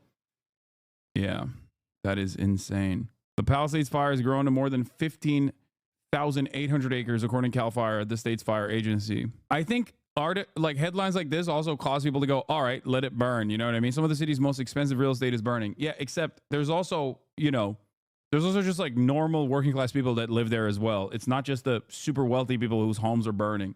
This is, again, an area where a lot of people live. Kind of wild how everyone's really primed to take something like this and use it to reaffirm their previously held worldview. Yeah.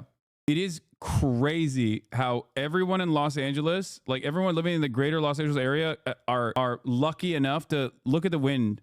Like the one that's, I think, coming in from the Eaton fire is actually kind of scary.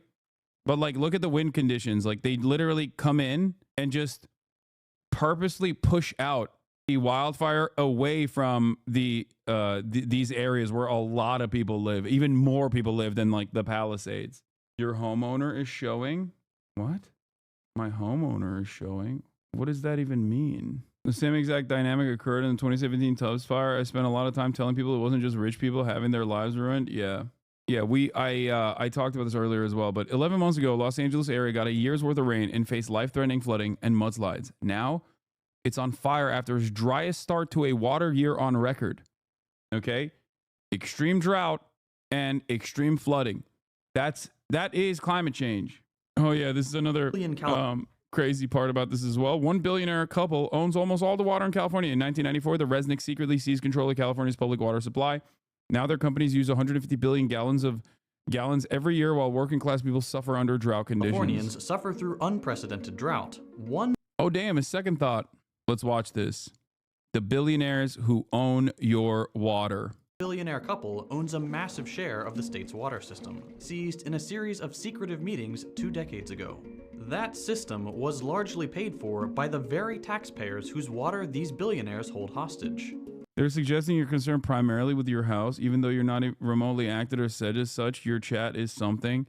I think that there's a lot of rugged cynicism that comes along with constantly seeing really unfair class dynamics at play.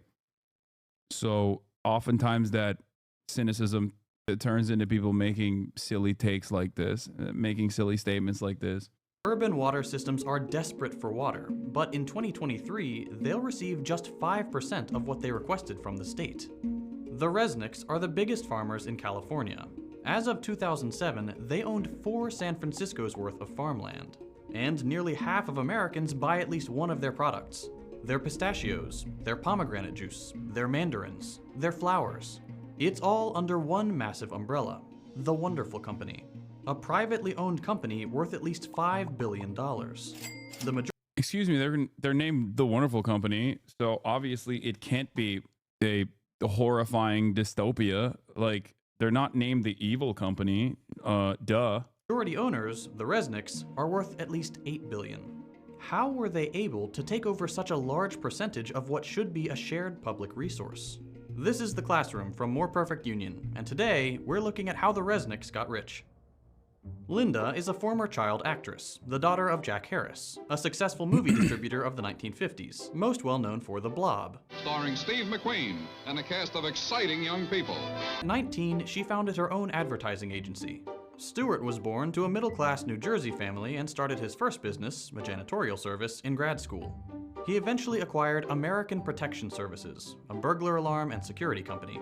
Linda approached him about marketing services for the company, and they hit it off, not knowing that one day they'd work together to take over California's water. The Lovebirds became business partners. They bought Teleflora, the flower delivery company, and the Franklin Mint, purveyors of inane little tchotchkes. Linda was the marketing person, and Stewart was in charge of business. As Linda told the LA Times in 1993, "I've always said that Stewart and I together make one perfect person, like little salt and pepper shakers." In the late 80s, they found their primary... As of now, by the way, the Santa Monica areas that were up for possible evacuation have been elevated to mandatory evacuation, and the possible evacuation zone has increased. Just so you know, it is now all the way up to Wilshire Boulevard. If you are living in the, if you're living anywhere near Santa Monica, okay? If you're living anywhere near Santa Monica, all the way up to Wilshire Boulevard, you are now in the potential evacuation zone. If you're living past Montana Avenue, you are now in the mandatory evacuation zone. Just wait, a private firefighting company is going to pop up and pull a crisis and make a ton of money. Yeah. The app I'm using for this is Watch Duty. What is mandatory evacuation? No, this isn't like near UCLA. This is Santa Monica. UCLA is in West LA. UCLA is in Westwood, which is past the 405. It seems as though the Eaton fire might have expanded their evacuation zones as well. Pasadena, damn near the entirety of Pasadena is now, or at least like half of Pasadena is now in potential evacuation past the point of the 210. Industry, agriculture. They got into the pistachio business. Linda said, "We've done more for the pistachio than anyone ever since it was planted in the Garden of Eden. My husband should be canonized for all the work he's done." They started branching into other products, almonds, pomegranates, citrus, wine, and acquiring more and more land to cover it, including some very important land in Kern County, which granted them water rights in the area. As the Resnicks were building their empire, the state of California was building new water infrastructure with taxpayer money. California's natural water supply is very inconsistent. Vastly differing amounts of rainfall means the state can go from surplus to drought and back very easily. Here, I'll show you on Watch Duty. Okay. This area was previously designated as a potential evacuation zone. It is now in mandatory evacuation. This area that was not previously designated as a potential evacuation zone is now designated as a potential evacuation zone. These are very densely packed areas, okay? This is literally downtown Santa Monica. Like, this is Wilshire. Like, there's a hospital there. UCLA Hospital is like right around here somewhere. Yeah, UCLA Medical Center is right here. Which means the fire is not, they're not able to contain it, which means that it's like starting to move in here as well. Okay. This massive chunk is where I live, okay? And is where a lot of people live. Like I said, we are surrounded 3 parts by different fires. Luckily, so far, the winds have been blowing in this distance. Okay? The winds have been blowing in this distance. USC is like down here. This is where downtown Los Angeles is. And this is Pasadena. Okay, Pasadena split in half this way. Anything north of the 210 is now officially a part of the potential evacuation zone, and the mandatory evacuation zones have increased as well. Unironically, when we do call it to bounce to get ahead of the insane traffic, no time soon. Like, there's a lot of distance between myself and all of this. If these areas, like if the fire somehow moves into the hills, if the Woodley fire somehow moves across, because this is where Sherman Oaks and Encino and Tarzana, like, this is the valley. A lot of people live in the valley. Okay. There is a mountain that is separating all of this from all of this. You see? Okay? The hills. Hills basically separate all of that. If somehow the wind shifted its direction and started carrying the fire instead of away from the greater Los Angeles metropolitan area and moved it in the direction of the greater Los Angeles metropolitan area, all hell would break loose in general. And also, that's when I would have to evacuate as well. Update from the Times. More than 1.5 million electricity customers in California were without power on Wednesday afternoon, the majority in the Los Angeles area. Some of the cutoffs were deliberate. Southern California Edison shut off power to more than 170,000 of its customers to prevent electrical equipment from causing more wildfires. And San Diego Gas and Electric also cut power to about 9,000 customers in the area. Yeah. Okay, Saul. Why not leave before it's too late? What do you mean, why not leave before it's too late? I mean, if everybody operated with that mentality, we would straight up, we would cause virtually everything to collapse, you know? It's a looter. Yeah. Would you keep streaming if you had to evacuate? Probably. That's why is there a designation, you think, for mandatory and potential evacuation zones? Also, that was a joke. That chatter being a looter is a joke. Please don't take that seriously. Okay. I know you're covering something else. If you don't mind immigration stuff, yeah, we'll do some ICE stuff as well. Here's Walter Masterson talking about Wes Nichols. Wes Nichols is a billionaire that supports cutting every social service in California, but now he's mad the fire department doesn't have enough money. I just left the formerly hellscape, formerly known as Pacific Palisades, where I've lived for 26 years. I'm mad at what I saw. Our politicians have failed us, unprepared, unimaginative, understaffed, and now overwhelmed. Heads must roll for this disaster. I personally saw 100 plus homes fully engulfed. Rick Caruso, LA just mentioned water wasn't working in the fire hydrants. What the F? I took this video on Pali High, total destruction. These people demanded, these people don't want to pay extra taxes. They lose their minds if any of that goes to the appropriate resources, like infrastructure hardening and the like. They want to cut the existing property taxes. And then they turn around and go, how could this have happened? Oh, man, heads should roll. It's like, yeah, man, heads should roll. Maybe, you know, the heads of the people most responsible for the lack of organization surrounding infrastructure hardening, the lack of interest in taking preventative measures. Like, kind of weird. Kind of weird. What is this? I cannot. What?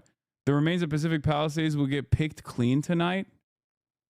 Is this a real photo or AI? Grok ... For now. I cannot imagine how enraging and utterly despicable it is to see people spreading AI-generated images of LA fires when everyone around you is terrified, devastated, and trying to find accurate information to keep themselves and their loved ones safe. Meanwhile, that AI, in order to power the machines that spit out this idiotic image, you're accelerating the conditions in which, you know, climate change worsens.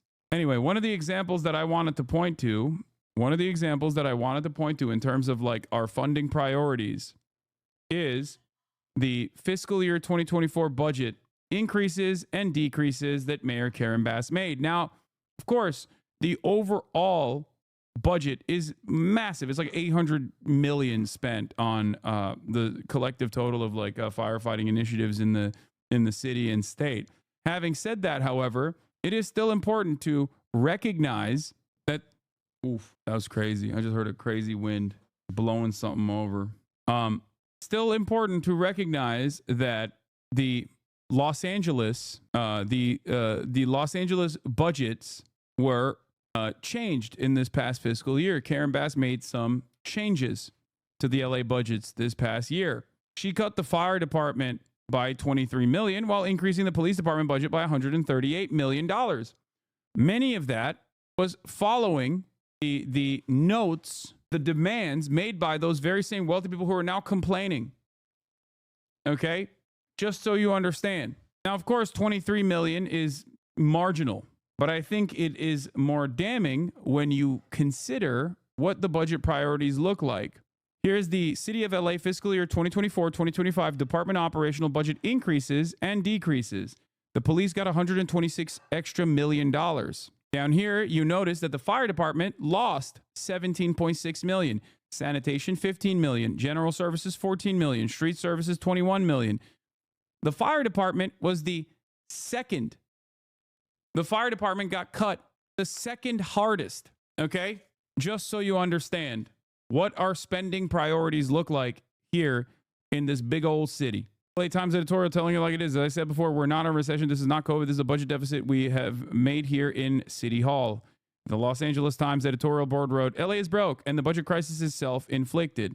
A year ago, the reserve fund was at a 60, the California Reserve Fund as well, but the LA City Reserve Fund was at $648 million. Higher labor costs starting with a $1 billion raise for LAPD over 4 years. Record level liability payouts and lower revenues that fell short of $222 million caused the reserve fund threshold to collapse. Just remember, so much of the money goes to the police, both directly funding their salaries, overtime, and all of their newest weapons, all of their newest gear. Okay, but outside of that, it also goes to liability payouts when they end up, not really doing their jobs, or when they are doing something, doing a piss poor job that ends up harming someone randomly. Okay? Just something to consider. Anyway, here's how, going back to the story that I was looking at of how the entirety of the water of the state of California was privatized. They build water banks to store water during surpluses to have during droughts. One important storage facility is the Curran Water Bank, started in 1988. The facility was built with hundreds of millions of taxpayer dollars, which could have been a good thing. The people of California would have owned the water. But there were two Californians thirstier than the rest, and they wanted more water. Linda and Stuart Resnick, and they had a lot of political power. We'll get to that. In 1994, state water officials, water infrastructure contractors, and agricultural landowners with water rights arranged a secretive meeting at a resort in Monterey Bay, California. These groups, a mix of private companies and public agencies, rewrote California's water rules without any input from voters, taxpayers, or legislators. The new rules, called the Monterey Plus Agreement or the Monterey Amendments, were devastating for working Californians, and great for agriculture billionaires. The original code included urban preference, a long-standing rule that in times of drought, the state water board would give urban areas, where people live, access to water supplies before agricultural interests. Monterey axed that. That means that in times of drought, the water systems for normal Californians would have to buy water from private companies, because they weren't getting it from the state. The new agreement also loosened regulations on paper water. That's water that doesn't necessarily exist anywhere but on paper. The full quantities of water that providers could have, but don't actually need to have. Today, 5 times as much water has been promised and sold as actually exists. And importantly, the meeting changed ownership of the Curran Water Bank. What once belonged to the state was transferred to a few private water contractors, one of which was Westside Mutual, a wholly owned subsidiary of Wonderful Foods. The wonderful employee who runs Westside, Bill Phillimore, is the chairman of the public organization that manages the Curran Water Bank. Boom. One secret meeting, and the Resnicks owned nearly 60% of an important California water resource, built with hundreds of millions of dollars in taxpayer money. The new ownership, combined with the rules on paper and surplus water, meant that during times of drought, the Resnicks could sell Curran water back to the state water systems. They took Californian taxpayers' water and sold it back to them, both literally as the water. Okay, but that probably generates a lot of profits. So you really got to think about that. Supply, and also to grow expensive food like gourmet pistachios and pomegranate juice. They converted the people's water into products many can't afford. And that's just one water bank. The Resnicks also have control of other water boards and have been sued for directing more water towards their properties. So how do they get away with this Chinatown-level chicanery? Gonna be a lot of irate citizens when they find out that they're paying for water that they're not gonna get. With philanthropy. The Resnicks donate millions of dollars to politicians and research institutions, which help them secure control over water systems, and even get more water and more taxpayer funding. One important project is the proposed California Delta Tunnel, a taxpayer-funded project which would send water from Northern California to Central, where the Resnick's farms are. They've spent hundreds of thousands of dollars on state and federal legislation and politicians who support the tunnel project. But their favorite politician is Senator Dianne Feinstein. You come in here and you say it has to be my way or the highway. Chair of the Energy and Water Subcommittee. She's a close personal friend of the Resnicks, Well, now she's attending their dead. holiday parties in Aspen and maintaining their financial interests. A quick look through the bills she sponsored shows several which would direct money to Kern-adjacent water projects. The Resnicks even ask her for things directly. When a pesky study about endangering salmon and shad fisheries threatened the Delta Tunnel, Stewart wrote a letter to Feinstein demanding a new study.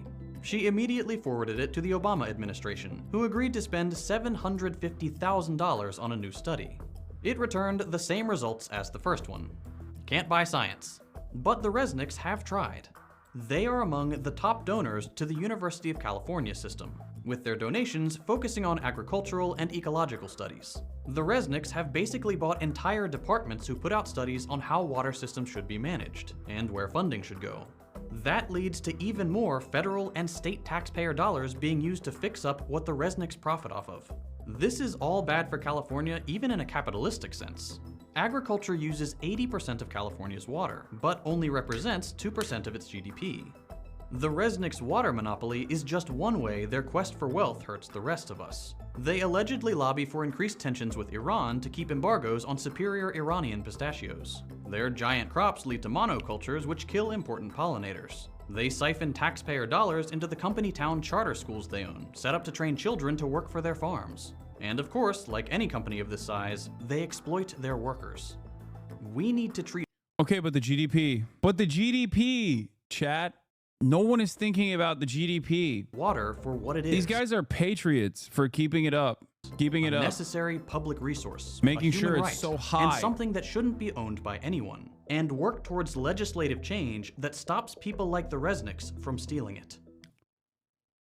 It's not stealing it if they're managing it better than the bureaucracy would. You know what I mean? Anyway. Joining us now is professional storm chaser Tanner Charles and his friend Orly Israel, who lives there in Southern California. And gentlemen, thank you so very much. Orly, I know it's your home, that you have no idea if it's there or not right now. Just your emotions this morning.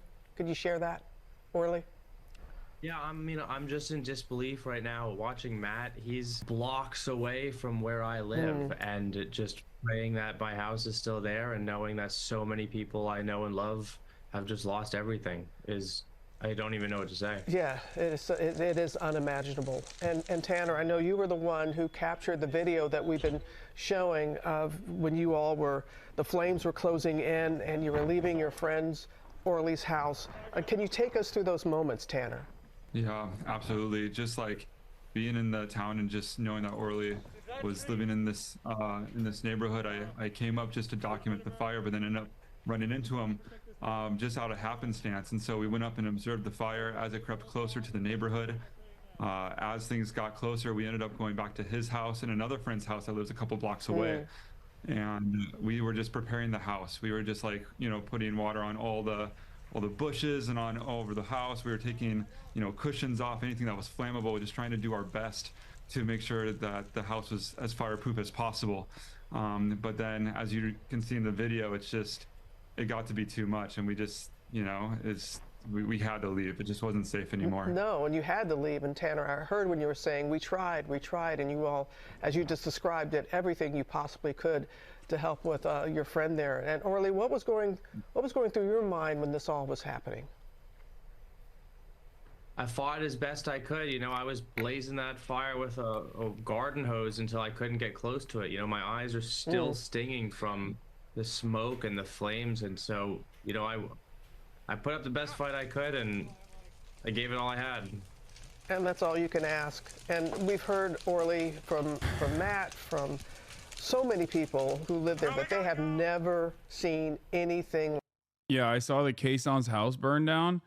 The city I've been born and raised in is just hell right now. Please pray for Los Angeles, all the people who have been affected by this. My home where I lived and streamed all of last year and the year before burned out. Unreal. Never seen anything like this.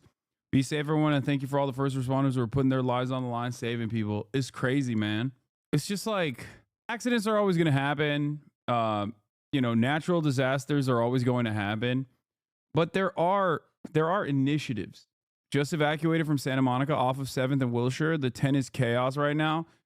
Oh, Kazan was in the chat earlier. Oh, I didn't see it. Hey, brother, you good? You safe in LA? Just making sure you're good. Be safe, chat. It just sucks when the systems in place weren't doing their best to prevent and help this. Yeah, I mean, of course. The goal should be to obviously try and make it.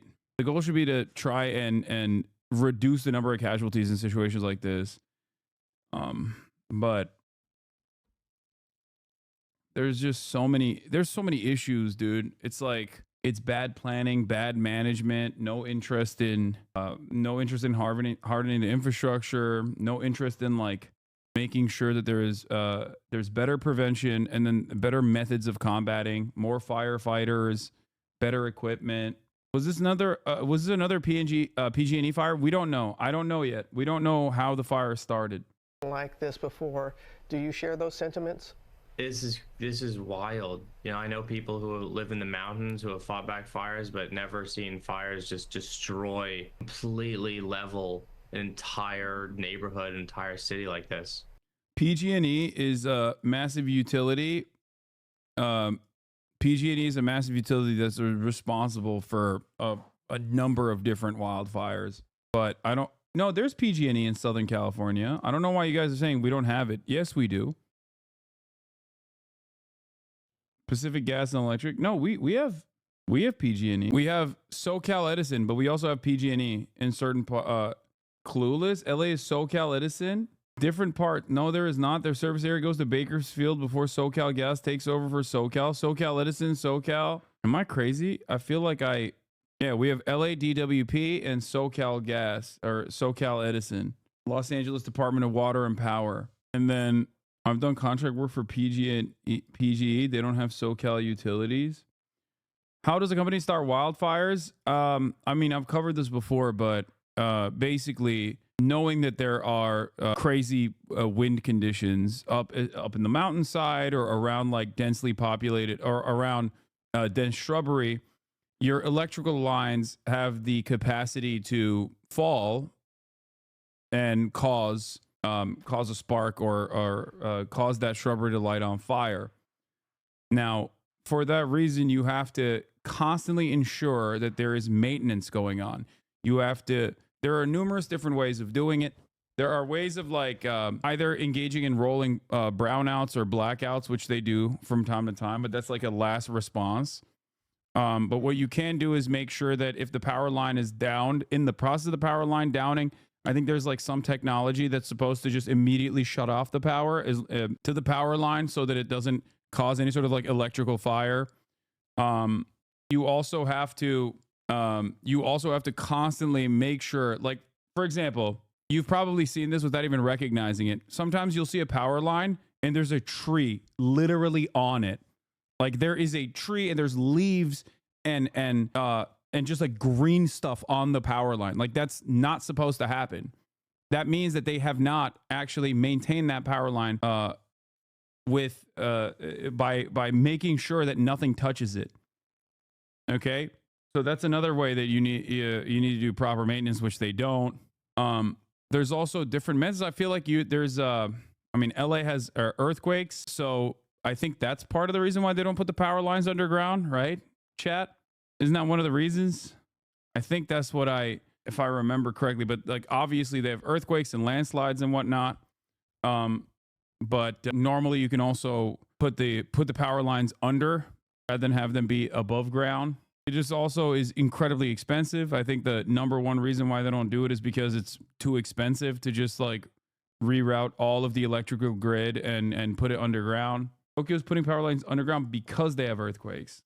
But yeah, there's just no proper upkeep and maintenance. SDG&E here in San Diego has been charging delivery fees that are often 75% of the total bill. They claim it's due to maintenance and fire prevention, but I don't know. Their executives get fat bonuses every year. No, that's bullshit. They have power lines underground. They just don't want to spend the money. It's not that much money. Lamau.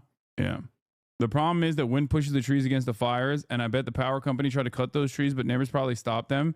Wait, what? No. So the trees kept hitting the wires in high winds. You need to let go of the trees that are too close to the wire. Sad but true.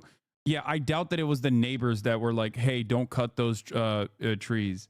Bro, what's crazy is I remember some of the chatters might remember like me waking up in the middle of the night randomly because there was a guy putting a flashlight into my bedroom, which literally is, you know, is private, freaking out in the middle of the night. Do you guys remember I told you that story? Yeah, that was them trimming the power line at like 3 a.m.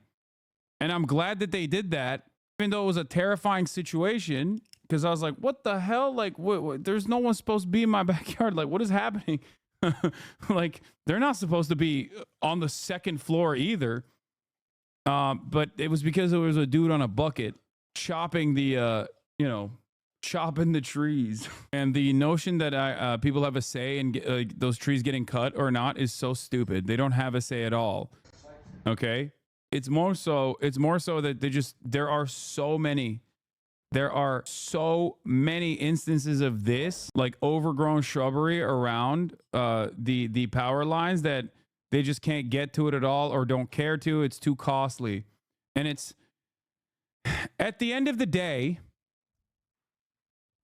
okay, you need to understand something. It is cheaper for their bottom line to deal with the legal penalties when, 1,000 people die due to their incompetence. If it's cheaper for them to deal with the repercussions in long-standing legal battles, going through making, their multi-million dollar retainer lawyers make their money's worth. If it's more profitable to do it that way, then they're going to keep doing it that way. It is what it is. It's cheaper to react after your shortcomings have caused you tremendous financial penalties, and maybe even in certain instances, if we weren't living in the United States of America, legal penalties as well. This is also unsurprising because of LAPD tree trimming comes from the special fund, which LAPD liability payouts blew through a month into the fiscal year. Special funds are funds that were created to be used for specific purposes. For example, a special fund created for housing and homelessness can't be used for something unrelated to those functions like tree trimming. Your Los Angeles City Controller, here to give you all more information about our report on Friday. Yeah.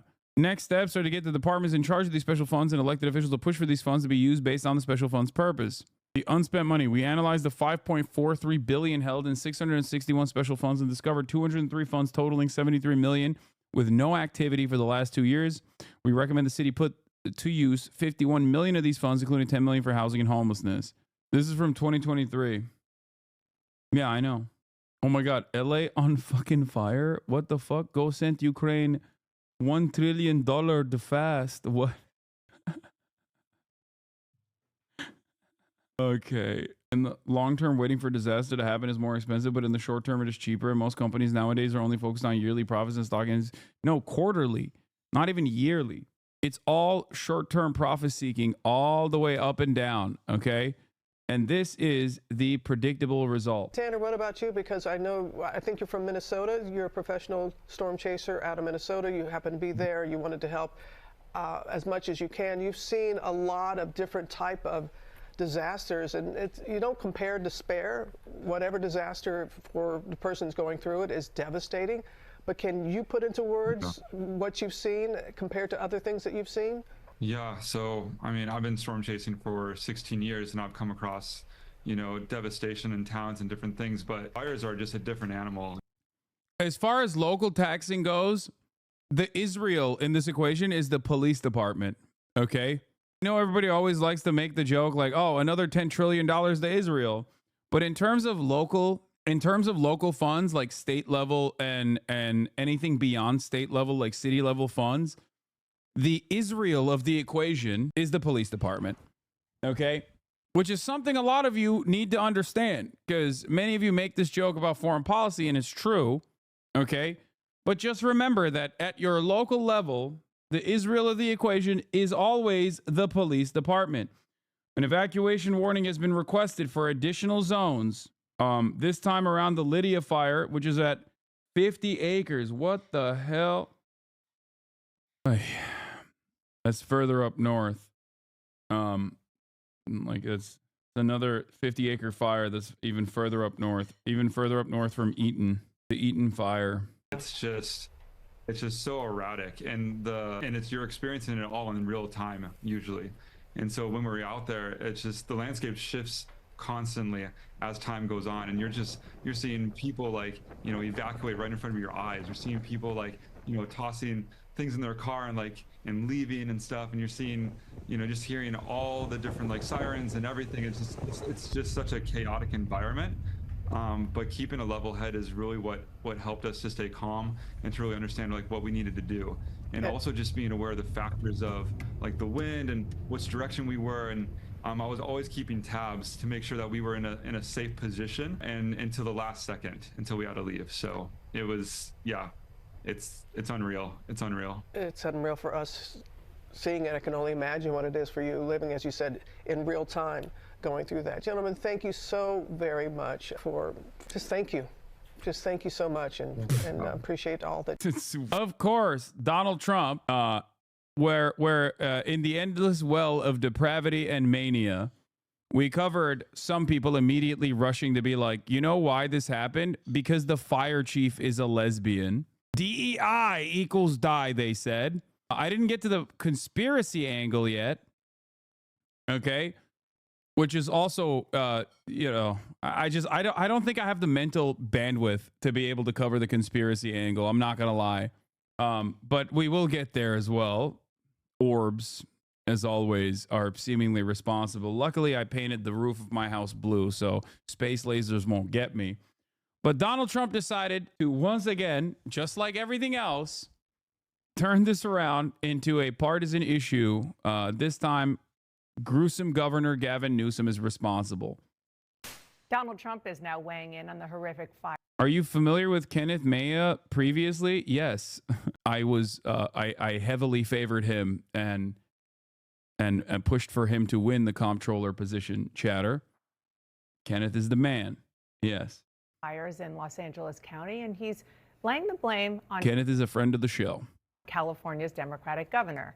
He said on Truth Social, quote, Governor Gavin Newsom refused to sign the water restoration declaration put before him that would have allowed millions of gallons of water from excess rain and snow melt from the north to flow daily into many parts of California, including the areas that are currently burning in virtually apocalyptic way, and saying, quote, he is the blame for this.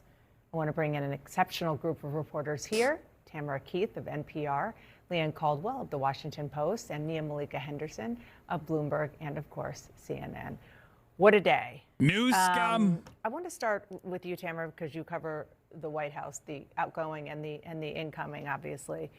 And there's no surprise here that Donald Trump's response to these fires, which are still very out of control, is to blame the Democratic governor.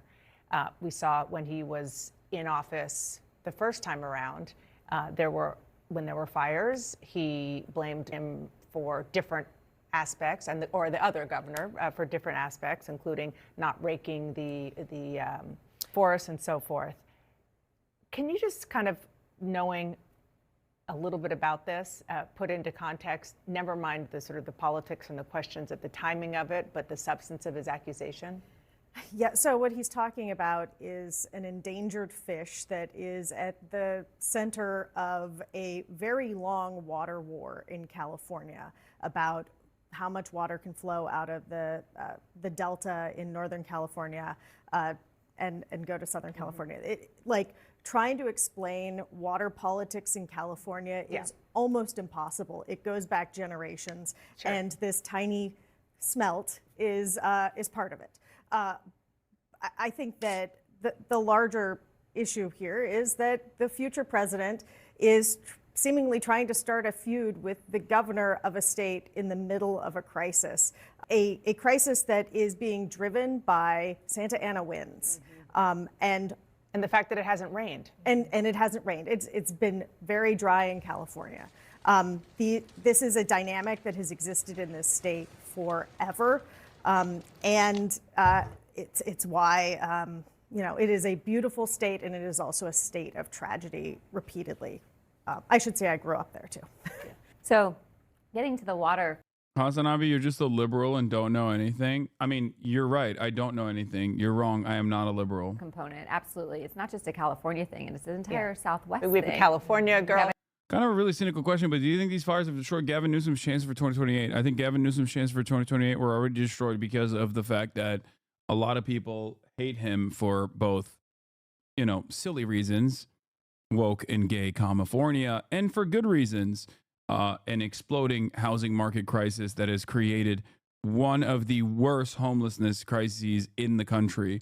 No, California is going to be eligible realistically in 2028. Yeah.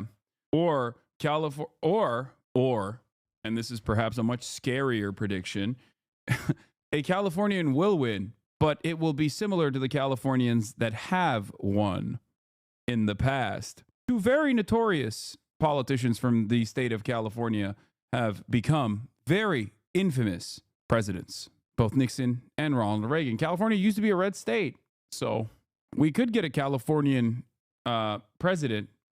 He would just have to be a Republican, and California would turn Republican again, as it once was. Maybe the Republican that comes out of California will be Shaky Gurga. Here we have a Nevada native.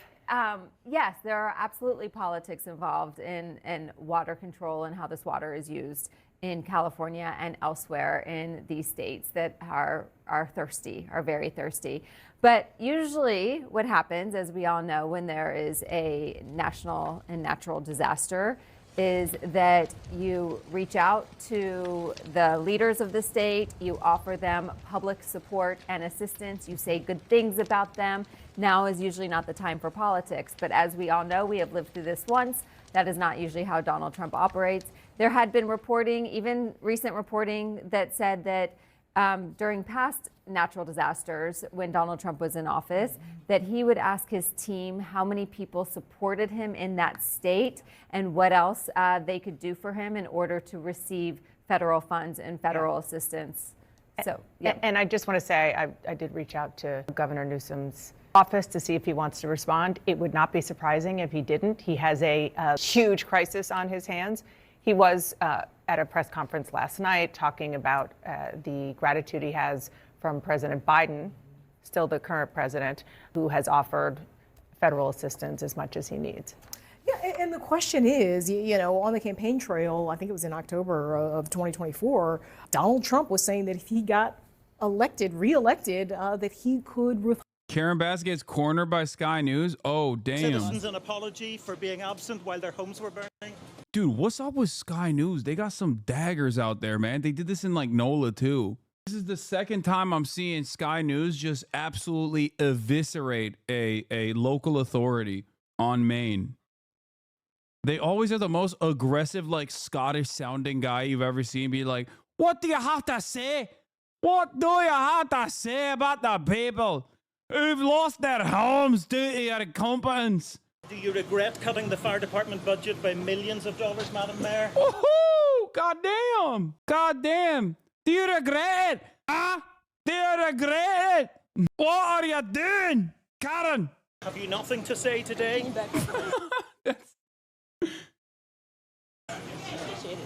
Have you absolutely nothing to say to the citizens today? Elon Musk says that you're utterly incompetent. Are you considering? Okay, but I mean, that's Elon Musk. Who cares? Your position? Oh my gosh, you went nonverbal, chat. Hey yo, when you're getting eviscerated by the Scottish reporter, so you go nonverbal. Hit him with the INTJ stare. Madam Mayor, have you absolutely nothing to say to the citizens today who are dealing with this disaster? No apology for them? Do you think you should have been visiting Ghana while this was unfolding back home? Okay, how was she supposed to know that? That part is like, people are like ripping her, but like, I don't think, I mean, she's back, you know?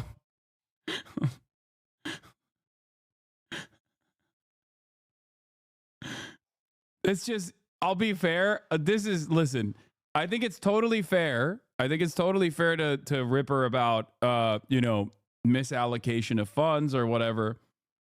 But, you know, how is she supposed to know That last part is like, you know, wrong place, wrong time type situation. She went so nonverbal. She didn't even communicate with the other person. She's like, is she a powerful mayor? I mean, yes, when you're the mayor of Los Angeles, you are a powerful mayor. How much taller is the journalist than Karen Bass? Madam Mayor, let me ask you just again, have you anything to say to the citizens today as you return? Oh my gosh, she's running away. She's hitting the she's pulling the fire alarm, dude. Madam Mayor, just a few words for the citizens today as you return to deal with the catastrophe. David, as you say, she wasn't very keen to answer any of your questions there. And fire chiefs are also admitting that they just don't have enough personnel to take out the fires. Yeah, they're fighting all sorts of challenges. They're talking about a water shortage. There are reports of fire hydrant failures. They've been unable to use firefighting aircraft for much of the day due to the smoke that is billowing ominously from the hills where the wildfires are raging. And I suppose despite that political storm, this is, of course, at its heart. How much longer until you think we go back to private fire brigades? I mean, they exist. I'm just saying that, like, they're not super commonplace, and they're usually just for like the omega wealthy. Kanye West used one famously, if you remember, in Calabasas a couple years ago. But while we already have them, I'm saying like they'll become mass. They'll be implemented for mass use, which is ironic because that's how it started. For those of you who don't know the history of the fire departments, back in the day, there used to be fire insurance, and you had private fire brigades. Do you want to know why they stopped that process and made it entirely publicly funded? Because homes that were not covered by fire insurance, if they caught on fire, would end up wiping out the entire city block where there were homes that were covered by fire insurance. That's just kind of how this goes. It is probably one of the oldest, I would say, cliche at this point in terms of explaining the necessities of socialization. Here, yeah. Gangs of New York fire brigades. Finally, capitalism can bring this back to us. Honestly, this is what we need. This is what we need. Chat, kiss me under the burning floorboards. It's crazy. Interesting ancient Rome fact. The richest man in Rome actually owned the fire brigades and was able to purchase homes who were on fire and use that to become tremendously wealthy. That's sick. Why don't we have industrious individuals such as that? Why do we have to punish industrious titans of industry like that? It's because woke. That's why. If you want to know the answer to that burning question, it's because woke. We used to be a nation, a proper nation, where firefighters could duke it out in the marketplace. Messed up to see what it's become. Hopefully we can get back to that. Hold federal funds from California. Obviously, he has a sort of a feud with Gavin Newsom, a feud with almost every Democrat governor and senator and Democrat in general. And I think the question going forward is, could that happen? Is this something he's going to actually do when he assumes office? Because he does kind of see the federal government and the budget and the monies as his own, as to dole out as he wishes to his friends. And so I think that's the real question going forward. But it is sort of sad that this is the same president we're getting again, that there are no lessons learned. There's no sense that Californians are Americans, right? That they are struggling in these areas. 2 people have lost their lives. These fires haven't been contained at all. It looks like they're probably going to get worse before they get better, and that he doesn't have any sort of empathy and understanding about, over what these folks are going through. People have families there. Not only, you might have families still there. I have family there and friends as well. So it's just sad and still shocking. Literally, as you're speaking, we're looking at our live pictures of neighborhoods in LA County burning. I mean, the roof there is literally on fire. And as we heard from local officials, LA officials in the last hour, they just can't. Yeah, the only lesson Trump learned from the last time around is that he has to, 1, make sure that everyone in his corner is firmly within his corner. Okay, no more fake friends. And 2, there are literally no repercussions if you are popular enough and if you never back down. That's it. So he's going to be more vindictive and worse this time around. Can't contain it. You can see the wind there. You can see how aggressive the wind there. I mean, just talking to people, you've probably been talking to your family there. The Santa Ana winds are so strong and they're so hot that it's impossible for them to contain now. At this point, it is just about taking cover and staying as safe as possible and as far away from that as possible. Right, and hoping that the coastal layer blows back in eventually. Yeah, certainly in fires like this, they are trying to draw lines, but the lines are being crossed by the fire. Yeah. All right. Well, I assume we'll hear from President Biden at some point. It is definitely odd timing that he is there. As he said to Susan Page, our friend, he is awaiting the birth of his first great-grandchild somewhere in that area. All right, we're going to turn now to the changes coming to Meta. The owner of Facebook and Instagram, founder and CEO Mark Zuckerberg, announced yesterday the social media company is getting rid of its fact-checking program. Instead, it will rely on users to correct inaccurate and false posts. Kelly O'Grady looks at what the change means for you and what could be driving it. It's time to get back to our roots around free expression on Facebook and Instagram. The fact checkers have just been too politically biased and have destroyed more trust than they've created. Meta CEO Mark Zuckerberg announced a slew of changes. The company plans to eliminate restrictions on hot-button issues like immigration and refocus its automated moderation on illegal content. The biggest change...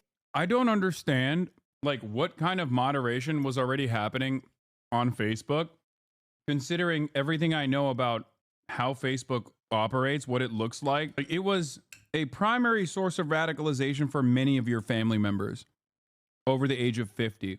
So, outside of severe censorship of issues that pertain to Israel, when were they actually super aggressively moderating right-wing commentary? They only went aggressively after those who, said things that were rather unkind about the apartheid state. That's it. So I don't know how. Maybe you said Hunter Biden. I guess they're still talking about Hunter Biden. Yeah. The most top of mind issue, Hunter Biden. Change. An end to the platform's fact-checking program. So what does this look like? Whether it's Instagram, Facebook, or Threads, you'll see a similar community notes label as you do on X. For example, this Elon Musk post, users added this context. But critics warn removing fact-checkers could breed misinformation.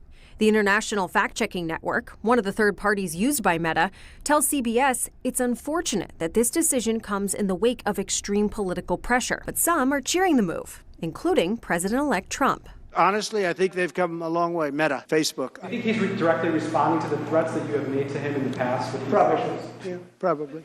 CEO Mark Zuckerberg not only met with the president-elect last month, he installed a Republican lobbyist as Meta's chief policy officer. I think this is really Zuckerberg reading the room. Wedbush Securities global head of tech research, Dan Ives, says this could be a good business move. What does Meta have to gain with this change? Well, this can increase advertising. This could be a positive for Meta, positive for Instagram in terms of engagement, interaction, and then ultimately is a positive for advertising. And when you look at the biggest threat here was regulation, the Trump administration. This is a little sort of waving of the white flag with Trump coming in.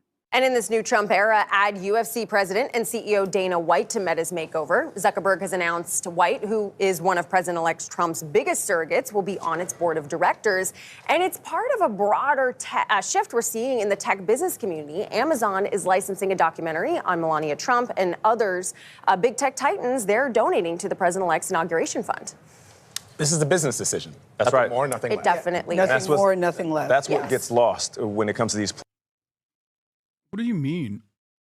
All matter of business is political. These are oligarchs. They're all bending the knee to Donald Trump and normalizing it. And no, the reality of the matter is the fact-checking operation wasn't beneficial for advertisers. I guess you could probably sell it to the advertisers that your platform didn't look like Twitter, for example. The issue, however, is that when Facebook makes this move openly, due to the interesting insular nature and the complete consolidated nature of all industries, but especially social media, other companies will follow suit.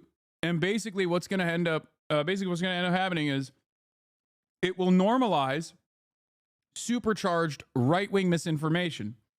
if I had a conspiratorial mindset around this sort of thing, I would say that these companies are not necessarily interested in free speech at all. Well, I guess that's not a conspiracy. We know that to be true. But instead, they want one of the few areas where you have access to correct information, especially when paired up with like decent mainstream journalistic outlets, to be gutted, to be destroyed. They don't want people like myself, basically, to exist on these platforms. They want these platforms to be controlled by people who look at wildfires and say, well, it's orbs. Because a guy like myself, if I reach, or other people like me, if we reach a certain level of prominence, then obviously that could become an issue down the line. We are now officially in the age where correct information is not beneficial to those in positions of power. It's infinitely better if you constantly tell the broader audience that these issues are caused by random things. Look no further than the way that our systems are designed. Look away from the way that our systems are designed. It's actually aliens, or sometimes illegal aliens. That's it. Yeah, I said this as well, but the vibes recently just feel like everyone has accepted Trump. The media doesn't want to challenge him. Social media is going to be all owned by suck-ups. The Democrats aren't putting up a fight like they did in 2017. It just feels like society's fully accepted Trumpism. Yeah, it's true. There is no value for the truth. There is no interest for the truth. And I think the real damaging impact of this will be that instead of advertisers fleeing from places like Twitter, if all of the social media platforms resemble Twitter and are recreated in Trump's image, filled to the brim with misinformation, conspiracies, racial animus, and the like, then advertisers will inevitably go back to Twitter and will continue funding platforms like Facebook. It'll normalize this kind of uninterrupted, unrestricted flow of right-wing mania. That is what I am ultimately fearful of. I think that's what these guys want. It's much easier to keep the population servile if they are all constantly worried, afraid of their own shadows and worried about whatever they think is the appropriate target to get mad at. So that is the America that we are living in for the next 4 years. Truly terrifying prospect. Not good, I must say. Not good at all. What is this? Related? Image by Grok? Okay, stop. All right, buckle up. We got a Fox News alert moments ago. Meta, the parent company of Facebook and Instagram, announcing they are changing their policies to focus on free speech. CEO Mark Zuckerberg saying this. We're going to get back to our roots and focus on reducing mistakes, simplifying our policies, and restoring free expression on our platforms. More specifically, we're going to get rid of fact checkers and replace them with community notes similar to X, starting in the US. Wow, this is a big deal. Changes include ending its third-party fact-checking program and lifting restrictions on topics such as immigration and gender identity. Well, is there anything more important to talk about? Also, until now, Meta used automated systems to scan for violations, but found they resulted in too much censorship. So, from now on, they'll focus on tackling illegal and severe violations like terrorism, fraud, to name a few. And joining us right now to name one, a Fox & Friends exclusive, Meta's Chief Global Affairs Officer, Joel Kaplan, joins us live here on the couch. Joel, welcome. Thanks, Ben. Thanks, Steve. Great to be here on the couch on Fox & Friends. It's great to have you here. Okay, so you were announcing these big changes as of 2 minutes ago. Yeah. If you're making big changes, does that mean you were doing something wrong before? Look, this is a great opportunity for us to reset the balance in favor of free expression. As Mark says in that video, what we're doing today is we're getting back to our roots in free expression. There's a number of changes we're making, but if I could, I'd just highlight three. Yep. First is, as you heard, we're eliminating the third-party fact-checking system. Well-intentioned at the outset, but there's just been too much political bias in what they choose to fact-check and how, so we're just scrapping it entirely. What do you mean? Yeah, I wonder why there was too much political bias in fact-checking, dude. I wonder why. Also, that didn't stop these people from consistently stamping on the so-called principled free speech stance that they're now exhibiting when it comes down to anything that is like remotely pro-Palestinian sent to be being expressed on these platforms. So, You mean you? The fact checkers. You set up but they're yours. fact Well, checkers, right? so the idea was they're independent fact checkers, but they've just been too biased. And so what we're going to do instead is adopt a system like X has of community notes. So we're just going to rely on our own community of users to provide people more information about what they're seeing. And we think that's going to work So great. give us an example. If we said, if the headline is Donald Trump won the presidency, then anyone in the community can write notes underneath it? Yeah, great question. So somebody can write a note, and then the way it works is different people on the platform can sort of vote on that note. And if you get people who usually disagree, who all say, yeah, that sounds right, then that note gets put on the post and people see it. X has been doing it for a while. We think it's working really well, and we're going to adopt that system. So, and what are the other ones you want? I know you want to go through. Yeah, thank you. So the second one is about the rules that govern content on our platform. They've just become too restrictive over time about what people can say, including about those kind of sensitive topics that you mentioned that people want to discuss and debate: immigration, trans issues, gender. We want to make it so that, bottom line, if you can say it on TV, you can say it on the floor of Congress, you certainly ought to be able to say it on Facebook and Instagram without fear of censorship. So we're changing those rules. And then the last thing, if I could, we're also going to change how we enforce the rules. And we're going to make it so that there's way less over-enforcement and way fewer mistakes that actually make up the vast majority of censorship that people experience on our platforms. So big changes, all in service of getting us back to our values of free expression. So, Joe, I guess the big question is where are the changes coming from? Because, I mean, it's hard not to notice there's been a change in Mark Zuckerberg. You've seen him as, you know, respectfully, the nerdy kid, change over to the jiu-jitsu. He's put on some lean muscle. His viewpoints have changed. His posting content, when he does speak, he's taking a meeting with Trump, taking a different stance on certain things. Are these changes coming from him or from what the public is saying? There's no question that the things that happen at Meta are coming from Mark. But there's also no question that there has been a change over the last 4 years. We saw a lot of societal and political pressure all in the direction of more content moderation, more censorship. And we've got a real opportunity now. We've got a new administration and a new president coming in who are big defenders of free expression. And that makes a difference. One of the things we've experienced is that when you have a U.S. president and administration that's pushing for censorship, it just makes it open season for other governments around the world that don't even have the protections of the First Amendment to really put pressure on U.S. companies. We're going to work with President Trump to push back on that kind of thing around the world. So, Joel, why now? Oh, my God. I know you said it's a change, but did you feel... Oh, my God. They're going to actively undermine pre-existing hate speech legislation by American mandate to ensure that fascist commentary, overt fascist commentary, because fascist commentary still very much exists in these countries, but out and about overt ideological fascist commentary is going to thrive. Damn, this guy's good.